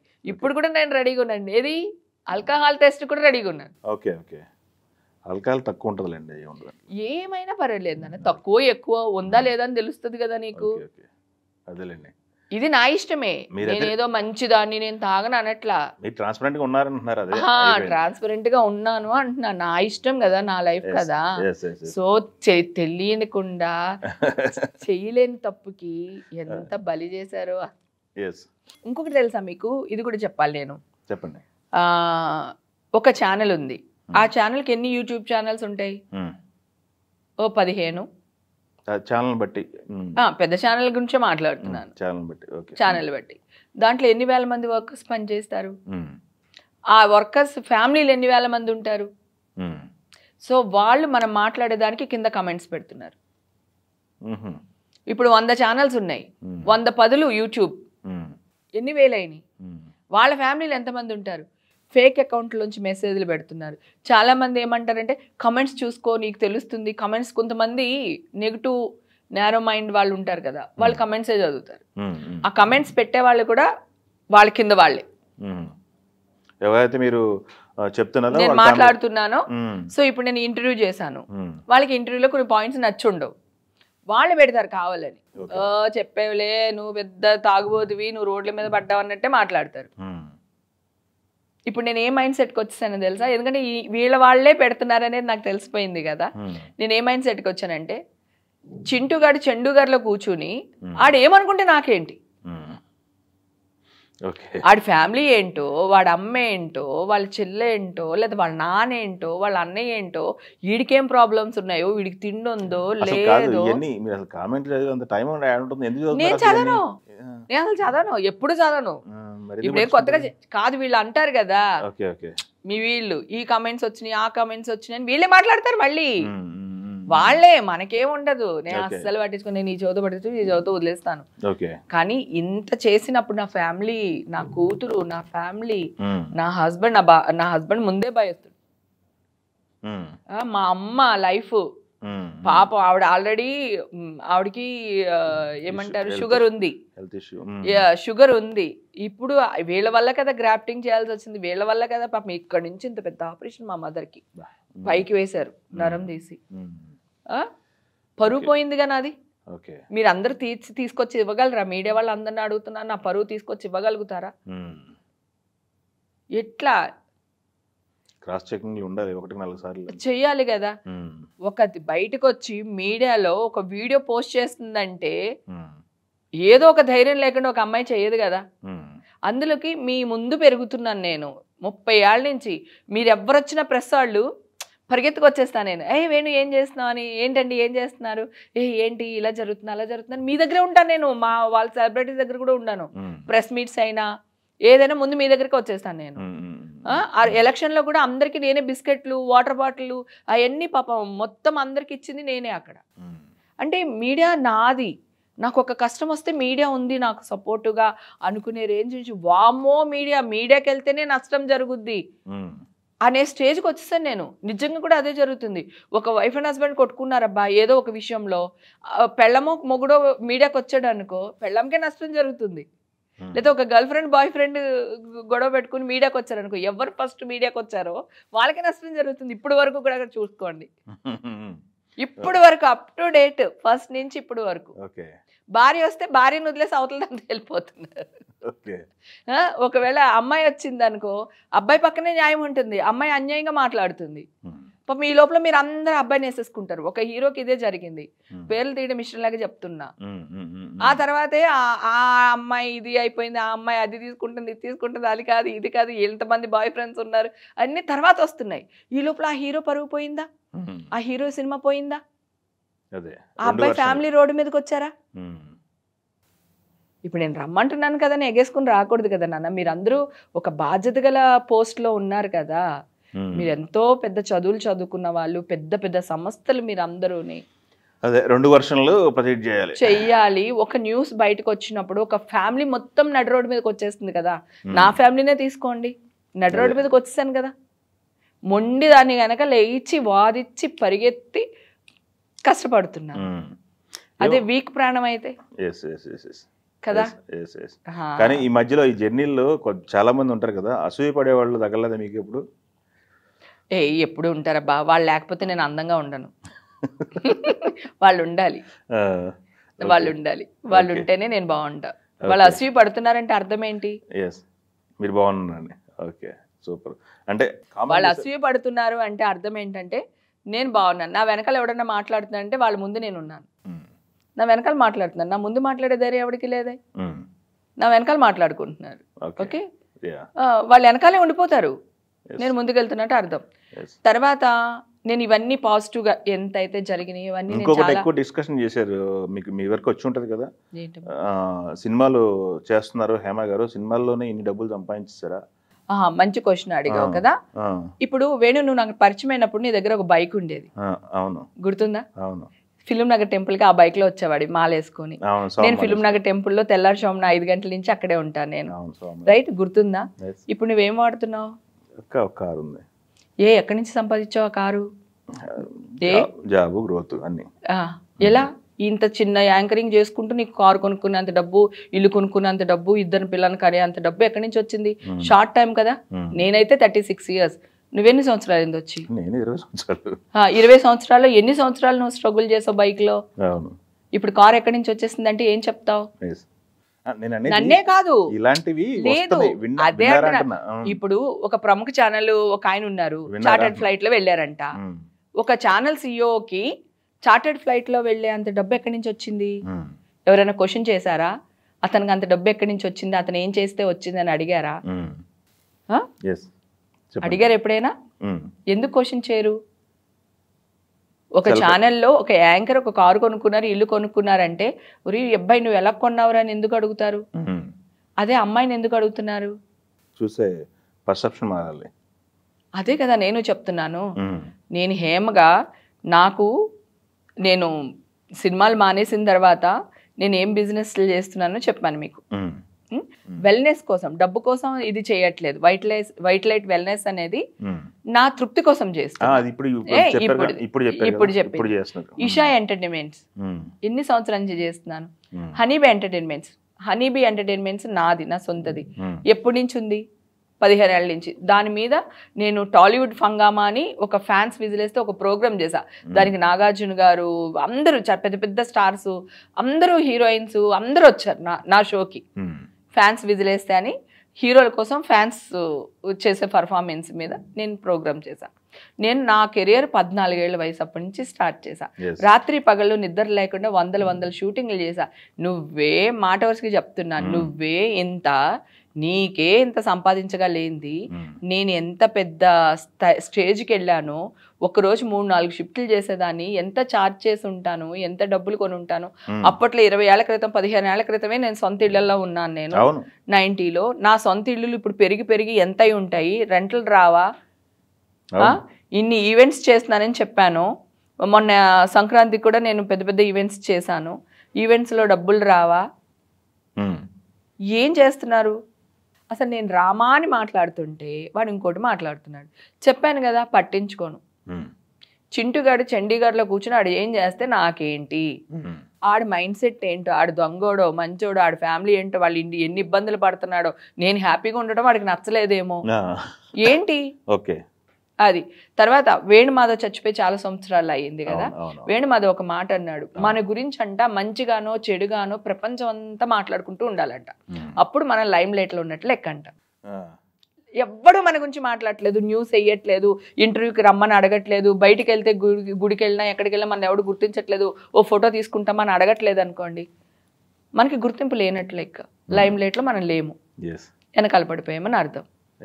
కాదండి, ఇప్పుడు ఇవన్నీ గుర్తు చేసుకుంటుంటే సినిమాలు షూటింగ్లు 30-35 సంవత్సరాల జర్నీ కదా, మిస్ అవ్వట్లా మీరు షూటింగ్లో అట్మాస్ఫియర్? ఎందుకు మిస్ అవుతాను? అందరూ నాతోనే ఉన్నారు కదా. నాకు చిరంజీవి గారిని చూడాలంటే వాళ్ళ ఇంటికి వెళ్ళిపోతాను, వెళ్ళి ఆయనతో కూర్చుంటా, మంచిగా కాఫీయో టీయో ఏదోటి ఇస్తారు, సో తర్వాత నాగార్జున గారిని ఎప్పుడు కావాలన్నా నేను ఒక మెసేజ్ పెడితే పలానా చోటు ఉన్నాను రారా అంటారు. ఒక్కొక్కసారి 90% నాగార్జున గారి ఇంటికే వెళ్తాను నేను. సో బాలయ్య బాబుని కలవాలన్నా షూటింగ్లో కలవచ్చు, రాఘవేంద్ర గారిని కలవచ్చు. షూటింగ్స్ మిస్ అవుతున్నానంటే నిజం చెప్పాలంటే కొంతవరకు నేను మానేసిన మాట వాస్తవం. కొంతవరకు ఆఫర్లు కూడా రాలేదు, నాకే కాదు. ఇప్పుడు మీరు చూసుకుంటే నాకు ఆర్టిస్టులు కానీ ఎవరైనా చూసుకోండి, ఇప్పుడు అన్ని ఆఫర్లు లేవు, క్యారెక్టర్లు కూడా రావట్లేదు. ఎందుకు? ఒక మైనస్ పాయింట్ ఏంటంటే ఎంఎస్ నారాయణ గారు, ధనవంత సుబ్రహ్మణ్యం గారు, ఏవేస్ గారు, ఆహుతి ప్రసాద్ గారు, ఆరి అన్న, ఇలా చాలా మంది ఆర్టిస్టులు ఒకేసారి చనిపోయారు. అప్పుడు మాకు బ్రహ్మానంద వైఫ్ హేమ, ఇంకొక వైఫ్ సురేఖ, ఇంకొక వైఫ్ వీళ్ళు, ఇంకో వైఫ్ వాళ్ళు అని ఇస్తారు కదా రాసేవాళ్ళు. ఇప్పుడు అది లేదు, అక్కడ ఒక గ్యాప్ ఏర్పడిపోయింది. ఆ గ్యాప్ తర్వాత ఉన్న వాళ్ళకి వేషాలు రాయడానికి ఎలా రాయాలి ఏంటి, ఒకవేళ కొత్త వాళ్ళు ఎవరున్నా కొత్త వాళ్ళ పక్కన మిమ్మల్ని పెట్టలేరు తీసుకెళ్ళి. కొత్త వాళ్ళ పక్కన అంటే ఇప్పుడు కూడా వస్తాయి, నుంచుని వేషం, టీ కప్పు ఇచ్చే వేషం, వెనకాల ఉండే వేషాలు వస్తాయి. దానికి నేను ఏం డిమాండ్ చేయగలుగుతాను, ఏం అడగగలుగుతాను కదా. ఎప్పుడు ఇండస్ట్రీ నాకు ఇవ్వలేదు, నన్ను ఇండస్ట్రీ చూసుకోలేదు అనే బదులు నేను ఇండస్ట్రీకి ఏమి ఇచ్చాను, నా ఇండస్ట్రీని ఎవడన్నా ఏమనంటే నేను ఊరుకోను, ఎవ్వరు కూతున్నన్నా ఊరుకోను. అంటే మా మీద న్యూస్ వేస్తే చూస్తారని మీ ఇష్టం వచ్చినట్టు వాడేస్తారా? నా పేరు ప్రతిష్టల్ని నువ్వెవరు అడగడానికి, నువ్వెవరు నా మీద బతకడానికి కదా. మీకు చాలా సంవత్సరాల క్రితం చూస్తే ఒక ఆవిడ నాకు వేషాలు రావట్లేదు, నన్ను ఇలా కొంచెం మోసం చేశారు, నేను మోసపోయాను, నేను ఇట్లాగా మా అసోసియేషన్ ముందు కూర్చుని నేను ఇలా చేస్తాను అని ఒక ఆవిడ అన్నారు, రైట్? అన్నప్పుడు అది మీడియాలో అనౌన్స్ చేశారు ఆవిడ. అప్పుడు కెమెరా వాళ్ళు కూడా వచ్చారు. ఆ అమ్మాయి కారు దిగుతున్నప్పుడు టకటకటక అని కెమెరా వాడు అలా అమ్మాయిని పట్టుకుని వెనక్కి వచ్చారు. ఆ అమ్మాయిని అలాగే చూస్తూ ఉన్నాడు. ఆ అమ్మాయి ఒక్కొక్కటి తీస్తుంటే వాడు అలాగే షూట్ చేశాడు. మెల్లిగా నడుచుకుంటూ ఆ అమ్మాయి ఒక చోటుకు వచ్చి కూర్చుంటే వాడు ఇలా టాప్ యాంగిల్లో తీస్తున్నాడు. ఒరే అన్నం తింటున్నావరా అని నాకు అడగాలనిపించింది. నేను అప్పుడే అడిగేసాను ఆ టైంలో. వెంటనే వీళ్ళకన్నా మీడియా వాళ్ళు తిడుతుంది హేమ, మీడియా వాళ్ళు. నేను తిట్టట్లేదు బంగారం, వాళ్ళు స్టార్ట్ చేస్తున్నారు, ప్రాబ్లం క్రియేట్ చేస్తున్నారు. నేను చేతులు అడ్డు పెట్టుకుంటున్నాను, నన్ను కొట్టకండి, నన్ను ఏం అనకండి ప్లీజ్, నన్ను బతకనివ్వండి అని అంటున్నా. నువ్వు రాడిచ్చుకుని కొట్టేస్తున్నావు, అది చేయి అడ్డు పెట్టుకుంది అంటున్నావు. ఇది ఎక్కడ న్యాయం? నిజంగా నువ్వు మంచోడివి అయితే ఆగమ్మాయి, మేము అందరం ఉన్నాం కదా, జర్నలిజం మేము రాస్తాము, నీకు సపోర్ట్ చేస్తాము అని ఆ అమ్మాయి బట్టలు తీయకు ముందరే ఆ అమ్మాయి నాపలు అక్కడ నేను ఉండుంటే గనక టప్మని ఒకటి ఇచ్చి ముందు బట్టలు వేసుకో, నడు ముందు కూర్చుందాం, నడు మాట్లాడదామని తీసుకెళ్లేదాన్ని నేను, రైట్? యాంగిల్స్ ఇలాగా ఆ అమ్మాయి వీపి ఇట్లాగా, ఆ అమ్మాయి ఇలా కూర్చుంటే ఈ యాంగిల్ పెట్టి ఆ అమ్మాయిని ఇలా తీస్తున్నారు. మనుషులేనా అనిపించదా? ఎక్కడికి వెళ్తున్నామా అని అనిపించదా? అడిగితేనేమో హేమ ఇలాంటిది అలాంటిది అని అంటారు, అడగపోతేనేమో రాళ్ళిచ్చి కొట్టేస్తున్నారు నన్ను. చేతులు కూడా అడ్డు పెట్టుకొని ఇవ్వట్లేదు, నువ్వు ఎట్లా చేతులు అడ్డు పెట్టుకుంటావా అంటున్నారు, కచ్చగడుతున్నారు. మీడియా వాళ్ళు కచ్చగట్టడం ఏంటి నాన్న? ఎంత పర్సెంటేజ్ అండి? ఏమో అంటే ఆల్మోస్ట్ నా విషయంలో అయితే ఆల్మోస్ట్ అదే జరిగింది. వీడు కాల్చుకున్నాడు, వీళ్ళు కాల్చి లాస్ట్కి ఏమైంది? మరి స్టే వచ్చినప్పుడు కూడా బ్రేకింగ్ న్యూస్ వేయాలిగా నువ్వు, బ్రేకింగ్ న్యూస్ వేయాలి కదా, నెంబర్ ఆఫ్ టైమ్స్ వేయాలి కదా జనాల్లోకి. ఎలక్షన్ టైంలో ఎంతమంది చూస్తుంటారు బంగారం ఆ న్యూస్ని కదా. స్టే ఇచ్చినప్పుడు హేమకి హైకోర్టు ఏదో అన్నారమ్మా, వర్డ్ యూజ్ చేశారు, హేమకి ఊరట లభించింది, ఆ వర్డ్ యూజ్ చేశారు. హేమకి హైకోర్టు నుంచి ఊరట లభించింది, అది కూడా నువ్వు నేను తప్పు చేశానని ఎంతైతే వేసావో నాకు న్యాయం జరిగినప్పుడు కూడా వెయ్యి. రేపు పొద్దున్న కోర్టులో ఏదన్నా జరిగి నేను మంచిగా బయటకు వచ్చినప్పుడు నువ్వు ఆ న్యూస్ కూడా వెయ్యి. అప్పుడే కదా నా కూతురు, నా సమాజంలో నా పరువు నాకు తిరిగి వస్తుంది. తప్పులు అందరూ చేస్తారు, మీరు చేస్తారు, నేను చేస్తాను, సరిదిద్దుకోవాలి కదా. ఈనాడులో ఏదైనా ఒక్క రాంగ్ న్యూస్ వేసారు అనుకోండి, అది పేపర్ అవనివ్వండి, ఈనాడు ఛానల్ అయినా అవనివ్వండి, రామోజీరావు గారు వచ్చి సారీ చెప్పేవాళ్ళు. అది అందరికీ తెలుసు. ఆ ఛానల్ వాళ్ళు న్యూస్ ఏకపోయినా పర్వాలేదు. ఇప్పుడు కూడా చాలామంది ఊళ్ళల్లో ఈటీవీ న్యూస్ వచ్చినప్పుడు కదలరు. ఇప్పటికీ అలాగే ఉంది ఆ సంస్థ, ఆ వాల్యూస్ కదా. సో నాకు స్టే వచ్చినప్పుడు కూడా మీరు అలాగే వేయాల్సింది. న్యూస్ యూట్యూబ్ ఛానల్ వాళ్ళు కూడా తమ్నేల్ పెట్టి ఆహా హేమకు స్టే వచ్చిందని ఇవ్వండి. మరి అదేమో ఇంత పెద్ద న్యూస్ వేసి ఇదేమో ఇంత న్యూస్ వేస్తారా? ఇది ఎక్కడ న్యాయం? ఇందాక మీరు మాట్లాడుతూ పాప గురించి మాట్లాడారు కదా, తనేంటి, తన హ్యాపీనా? తను చాలా హ్యాపీ. ఎడ్యుకేషన్ పూర్తి జాబ్ చేస్తున్నా, ఎడ్యుకేషన్ అయిపోయింది. లండన్లో 2 years ఉంది. న్యూ క్యాసిల్ యూనివర్సిటీలో చదువుకుంది, ఇంటర్నేషనల్ బిజినెస్ మేనేజ్మెంట్. తను ఓన్గా కార్పొరేట్ గిఫ్ట్ హ్యాంపర్స్ది పెట్టుకుంది. తను 2-3 months నుంచి తన పేజ్, తన ఫొటోస్, అది మొన్న శుక్రవారం, శ్రావణ మాసం శుక్రవారంలో మా ఫ్లాట్లో వాళ్ళందరికీ గిఫ్ట్ హ్యాంపర్స్ చేసి వాళ్ళందరూ ఇచ్చారు, ఎంకరేజ్ చేశారు.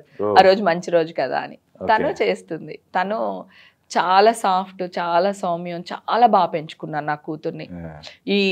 మొన్న కూడా ఇక్కడ భోజనాలకు వెళ్తే ఈ టీవీ వాళ్ళు, వీళ్ళు సీఈఓలు అందరూ వచ్చారు.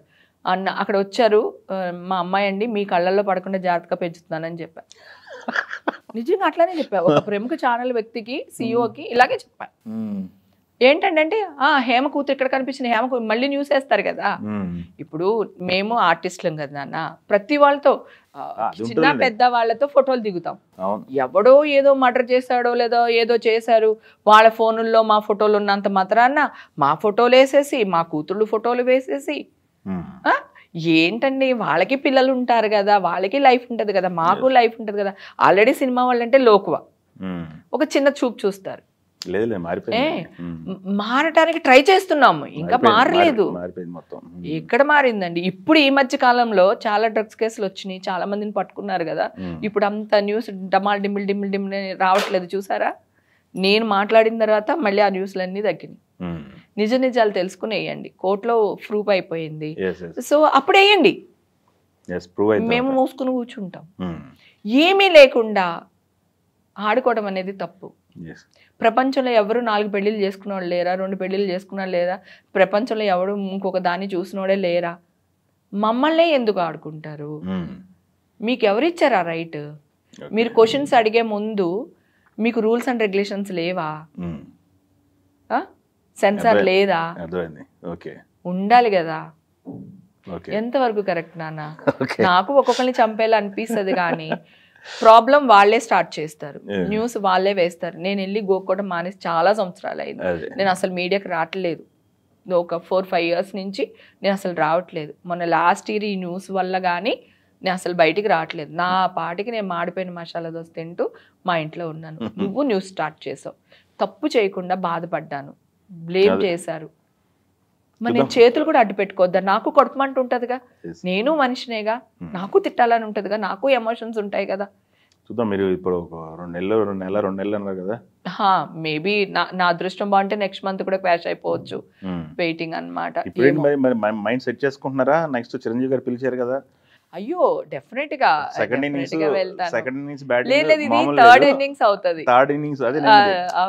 సెకండ్ ఇన్నింగ్స్ బ్యాటింగ్ చాలా కాలం చాలా చాలా చాలా చాలా బాగా జరిగింది. మీరు ఒకప్పుడు ఒక మాట అనేవాళ్ళు, నిర్మలమ్మలాగా నేను కూతురు పెళ్ళవగానే హెయిర్ కలర్ వేయడం మానేస్తాను. అప్పుడు నిర్మలమ్మ అయిపోవచ్చు.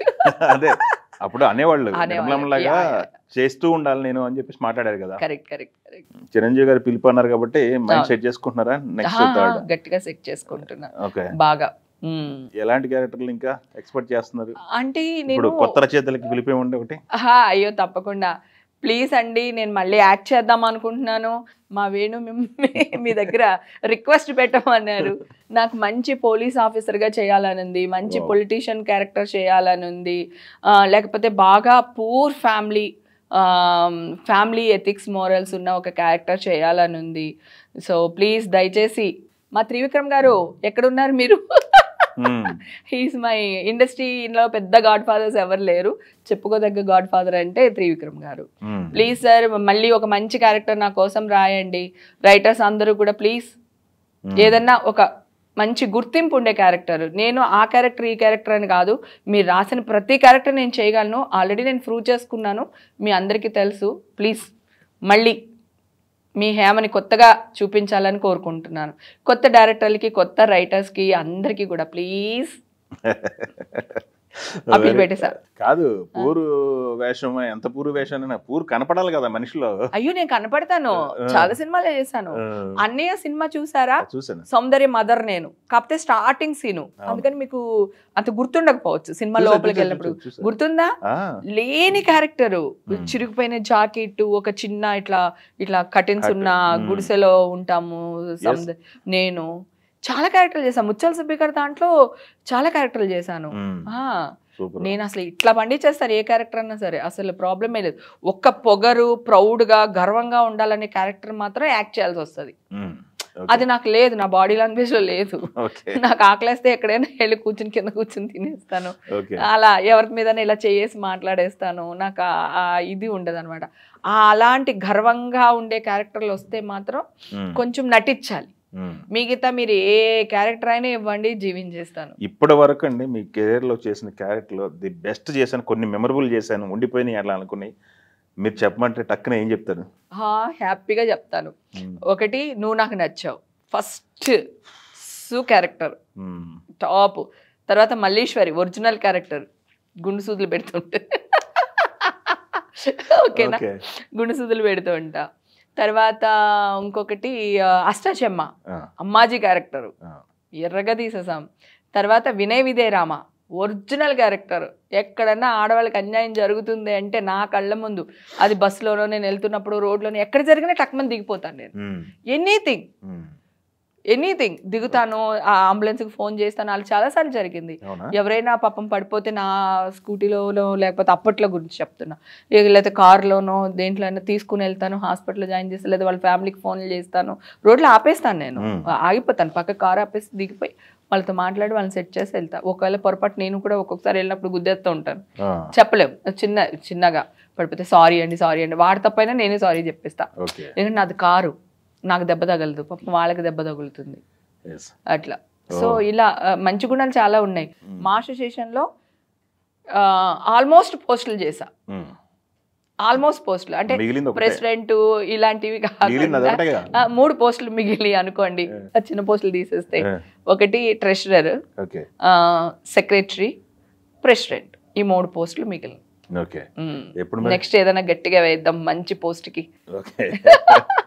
సో ఇలాగా ఇప్పుడు లాస్ట్ అండ్ ఫైనల్ గా నేను చెప్పాలనుకున్నది ఏంటంటే, నేను ఎప్పుడు ప్రాబ్లమ్స్ క్రియేట్ చేయలేదండి. నేను ఎప్పుడు ఎవరి గురించి వాగలేదు, తిట్టలేదు. మీడియాలో అవనివ్వండి, ఎక్కడైనా అవనివ్వండి. మీరు నా మీద న్యూస్ వేసో లేకపోతే నన్ను ఏదన్నా అంటే నేను చేతులు అడ్డు పెట్టుకునే ప్రయత్నం చేశాను. ఆ చేతులు అడ్డుకునే ప్రయత్నంలో నా ఎమోషన్లో నేనేం మాట్లాడుతున్నానో లేకపోతే మిమ్మల్ని తిట్టానో ఆ ఎమోషన్ మొత్తం ఏదైతే ఉందో మీరు మొదలు పెట్టారండి. నేను ఎండ్ చేయడానికి ట్రై చేస్తున్నాను, నేను అది కాదు అని. ప్రతి విషయం కూడానండి, మీరు నా విషయంలో ప్రతి ఒక్కళ్ళు మీరు అందరూ తప్పు చేసిన వాళ్ళే. శివబాలాజీ నేను కరవలేదండి, కరవడానికి వెళ్ళాను, గుర్తించండి. అలాగే రాజేంద్ర ప్రసాద్ గారి విషయంలో కూడా నేను న్యాయం అడగడానికి వెళ్ళానండి. ఆయన ఒక ఇంటర్వ్యూలో మాట్లాడితే వాళ్ళు స్టార్ట్ చేశారండి, నేను ఎండ్ చేయడానికి ట్రై చేస్తున్నాను, నన్ను నేను కాపాడుకోవడానికి ట్రై చేస్తున్నాను. ఇది మాత్రం దయచేసి అందరూ అర్థం చేసుకోవాలని కోరుకుంటున్నాను. నా మీద కక్షలు కార్పణ్యాలు పెట్టుకోకండి. ఇదివరకు హేమనైతే చాలా గట్టిగానే మాట్లాడేదాన్నేమో, కానీ ఎప్పుడైతే వైట్ లైట్ వెల్నెస్ అనేది నేను స్టార్ట్ చేశానో నాలో చాలా చేంజెస్ వచ్చినాయి. తీసుకోవడం కూడా నేర్చుకున్నాను. ఇవ్వడం ఎప్పుడు ఉందనుకోండి, అది ఎప్పటికీ ఇచ్చేస్తూ ఉంటాను. సో తీసుకోవడం నేర్చుకున్నాను. సో దయచేసి నన్ను అర్థం చేసుకోండి, నన్ను కూడా బతకనివ్వండి ప్లీజ్. పరువుగా నా పరువు తీసే ప్రయత్నాలు మీరు చేయకండి. నా పరువు తీసుకునే ప్రయత్నాలు నేను ఎప్పటికీ చేయను, ఎందుకంటే చిన్నప్పుడే చేయలేదు. ఇండస్ట్రీకి వచ్చినప్పుడే ఎదిరించి నిలబడ్డాను. అప్పుడే ఏ తప్పు చేయను నేను. ఇప్పుడు ఎందుకు తప్పులు చేస్తాను? ఒక ఆవిడ ఇండస్ట్రీ మీద యుద్ధం చేసి చాలా మంది పేర్లు చెప్పింది, ఆడవాళ్ళ పేర్లు, మగాళ్ళ పేర్లు, వీళ్ళు ఇలాగా, వాళ్ళు అలాగే, ఇలా చేశారు, అలా చేశారు, బెదిరించారు అని. నా పేరు ఎక్కడ ఆవిడ తీయలేదండి. నేను గనక ఏదన్నా ఎక్కడైనా ఒక చిన్న తప్పు చేస్తున్నా ఆవిడ ఏకేసేవాళ్ళు అది తీసుకుని. అర్థమైంది కదా? సో నేను ఎప్పుడు తప్పు చేయలేదు. లేడీస్ అంటే నేను రెస్పెక్ట్ చేస్తా, ఎనీ క్యారెక్టర్. నేను ఇజ్రాయెల్తో ఎంతమందితో మాట్లాడతానో, రోడ్డు మీద కూడా అక్క ఫోటో అంటే వాళ్ళందరికీ ఫోటోలు ఇస్తా. వాళ్ళందరూ నన్ను ఇలా తీసి ఫోటో అయిపోయిన తర్వాత ఇలా తీసి దండం పెట్టుకుని అని ముద్దులు పెట్టి నాకు దిష్టి తీసి వెళ్తారు వాళ్ళు. నాకు ఇష్టం వాళ్ళంటే. అలాగే మా ఇంటి పక్కన చుట్టుపక్కల తీర్చేవాళ్ళు కానీ పనులు చేసేవాళ్ళు కానీ అందరితో మాట్లాడుతూ ఉంటాను, వాగుతుంటా. తిరుపతి వెళ్తే కూడా కంటిన్యూస్గా మాట్లాడుతూ ఉంటా. అక్క ఏంటి ఒక్కదాని వచ్చేసా, ఎవరు రాలేదంటే మీరు అందరూ ఉన్నారు కదరా, నాకేంట్రా, రండి పోదామంట. సో అలా కలుపుకుంటూ వెళ్ళిపోయే ఒక పర్సనాలిటీని బాధ పెట్టకండి. అంటే కర్మ రిటర్న్స్. మీరు నాకేది ఇస్తే మీకు అదే తిరిగి వస్తుంది, నేను మీకు ఏది ఇస్తే నాకు అదే తిరిగి వస్తుంది. నాకు అది భయం. చాలా మంది నాకు ఆర్టిస్టులకు తెలుసు, నేను ఎవరి గురించి మొహం మీద మాట్లాడతాను కానీ వెనకాల మాట్లాడాను. సో ఇంత పర్ఫెక్ట్గా ఉన్న వాళ్ళు తప్పు చేయరు, తప్పు చేయడానికి భయపడతారు. ఎందుకంటే అమ్మో అనిపిస్తుంది కదా. అందుకు దయచేసి నన్ను అర్థం చేసుకోండి. మీరు స్టార్ట్ చేశారు యుద్ధం, నేను ఎండ్ చేయడానికి ట్రై చేస్తున్నాను అంతే. ఓకే, అది కాదండి. మొన్న కుకుట్పల్లి కోర్టుకి వెళ్ళారు, విజువల్స్ చూసాము. అవునండి. ఏంటది, ఒక కరాటే కళ్యాణి ప్లస్ తమన్నా పైన కేసు పెట్టారని చెప్పేసి, ఏంటది? అది కేసు కాదండి, ఎంతవరకు వచ్చింది అది? అది యాక్చువల్గా ఫస్ట్ మేము కోర్టులో ఉన్న విషయాలు ఎక్కువగా మాట్లాడకూడదు కనుక నేను లిమిట్గా చెప్పేస్తాను. ఫస్ట్ నోటీసులు పంపించామండి, ఇట్లాగా ఛానల్లో వచ్చి మాట్లాడారు కదా మీ గురించి, నా గురించి చాలా అన్నమాట. అంటే చాలా కష్టంలో ఉన్నాను. మీడియా అంతా ఒక సైడ్ టార్గెట్ చేస్తున్నప్పుడు అసలు నాకు సంబంధం లేకుండా, వాళ్ళకి నాకు ఎలాంటి సంబంధాలు లేవు. ఒక ఆవిడ కో ఆర్టిస్ట్, ఇంకొక ఆవిడ ఎవరో కూడా మనకు పెద్దగా తెలియదు, ఎందుకంటే ఇండస్ట్రీ పర్సన్ కాదు. అసలు సంబంధమే లేకుండా వాళ్ళు ఇష్టం వచ్చినట్టు మాట్లాడేశారండి. మీరు అడిగిన క్వశ్చన్కి ఆన్సర్ ఏంటంటే, కోర్టులో కేసు ఉంది కనుక మనం ఎక్కువ మాట్లాడకూడదు. వాళ్ళ నోటుకు వచ్చినట్టు, వాళ్ళు ఇష్టం వచ్చినట్టు ఏం మాట్లాడాలో మాట్లాడేశారండి. నేను వాళ్ళ మీద పరువు నష్టం దాబా వేసాను. ఫస్ట్ నోటీసులు పంపించాను, దానికి రెస్పాండ్ అవ్వలేదు. ఇంకొక ఆవిడేమో నేను ఊర్లో లేను, నేను కోర్టుకు వెళ్ళే తేల్చుకుంటాను, మీడియా వాళ్ళు అన్నదే కదా నేను అన్నాను అన్నట్టు ఏదో మాట్లాడారు ఒక ఆవిడ. మాట్లాడితే తర్వాత కోర్టుకి వెళ్ళినందుకు మనల్ని పిలిచారండి. ఆ రోజు మీరు చూసిన క్లిప్పింగ్స్ అవే. కోర్టు దగ్గరికి మన వాళ్ళందరూ వచ్చారు. వస్తే అక్కడ కూడా నేను ఏం మాట్లాడకూడదు కనుక ఓన్లీ ఇట్లా పరువు నష్టం దాబా వేసానండి వాళ్ళిద్దరి మీద అని చెప్పాను. అంటే ఇప్పుడు అన్నిటికంటే కూడా నా బిడ్డ నేను చాలా బాగా పెంచుకున్నాను అండి. సాంప్రదాయంగా పెంచుకున్నాను, పాష్గా పెంచుకున్నాను, మంచిగా చదివించుకున్నా, మంచి కాలేజీలు, మంచి స్కూల్లో చదివించుకున్నా. ఇప్పుడు కరెక్ట్గా నా బిడ్డ భవిష్యత్తు అండి. ఇప్పుడు మా పాపకి 23 years ఇప్పుడు. సో తన కెరియర్ ఏంటి, నా ఫ్యామిలీ కెరీర్ ఏంటి కదా. వదిలేస్తే ఇవాళ వీళ్ళు మాట్లాడారు, రేపు ఇంకొక నలుగురు వచ్చి మాట్లాడతారు కదండి. సో నేను కోర్టుకి వెళ్దాం అనుకున్నాను. నేను కూడా తిట్టడం 2 నిమిషాలు లేదా మాట్లాడడం 2 నిమిషాలు కాదు, నాకు న్యాయం కావాలి. నేను చాలా నష్టపోయాను. పరువు అని ఏడ్చేదాన్ని నేను చాలా నష్టపోయాను. అందుకని న్యాయం కోసం కోర్టుని ఆశ్రయించానండి. కోర్టులో విషయాలన్నీ చెప్పుకుని వచ్చాను. మరి ఇప్పుడు వాళ్ళు కోర్టుకు వచ్చి మాట్లాడాలి. కోర్టులో ఉంది కనుక కొంచెం టైం పడుతుంది, కానీ డిఫర్మేషన్ అయితే వేశాను. ఎందుకంటే నిజాలు నాకు తెలియాలి కదా, నేనేంటో మరి వాళ్ళు ఎందుకు అలా మాట్లాడారో తెలియడం కోసం. నాకు పెద్దగా సంబంధం లేదండి. ఎందుకంటే ఒక అమ్మాయి ఆర్టిస్ట్ కనుక అట్లీస్ట్ మూవీస్ లో అయినా ఆ హాయ్ హలో అన్న పరిచయం ఉంటుంది. ఈవిడతో మనకు అంత పెద్ద పరిచయాలు కూడా ఉండవు. ఆవిడెవరో కూడా మనకి అంత తెలియదు. ఒక ఆవిడైతే మనకు తెలియని కూడా తెలియదు, కానీ ఎందుకు అలా మాట్లాడారో నాకు తెలియదు. సో అందుకని ఒక్కటండి ఆడియన్స్ చెప్తాను, నేను శుద్ధపూసిని కాదు, నేను ఎవ్వరి జోలికి వెళ్ళను, నా జోలికి వస్తే ఊరుకోను, ఇది నిజం. ఓకే, అలాగే నేను చిల్ అవుతాను, నా లైఫ్ నా ఇష్టం. ఓకే, నేను ఏ తప్పు చేయకూడదో, నేను ఏం చెయ్యాలో నాకు తెలుసు, నేనేం చిన్నపిల్లని కాదు. ఓకే, దయచేసి అర్థం చేసుకోండి ప్లీజ్. అదే విషయం మీరు అన్నట్టు 2 months ఏదో చెప్తాను, అది అవ్వాలని కోరుకుందాం. Thank you. అయితే ఈ ఇష్యూలు ఉన్నప్పుడు ఎన్ని గుళ్ళల్లో ఎంతమంది పూజారులు నా కోసం పూజలు చేశారో, హేమకి ఏం కాకూడదు, క్షేమంగా బయటికి రావాలి అనేసి 100 గుళ్ళల్లో పూజలు చేశారు నా కోసం. మీరు వెళ్ళేవాళ్ళు కదా అన్ని గుళ్ళకి, ఎన్ని అసలు సత్యనారాయణ స్వామి టెంపుల్, అన్నవరం, సింహాచలము, తర్వాత తిరుపతి అంటే ఒక్కటి కాదులేండి, కనకదుర్గమ్మ గుడి విజయవాడ కానీ ఇక్కడ కానీ అన్ని గుళ్ళల్లో పూజారులు అందరూ అయ్యో మా బంగారు తల్లి బయటికి రావాలి, క్షేమంగా రావాలి, అన్యాయంగా జరిగింది అని చెప్పి. అంటే ఎంత మంది అభిమానాన్ని సంపాదించాను చూడండి.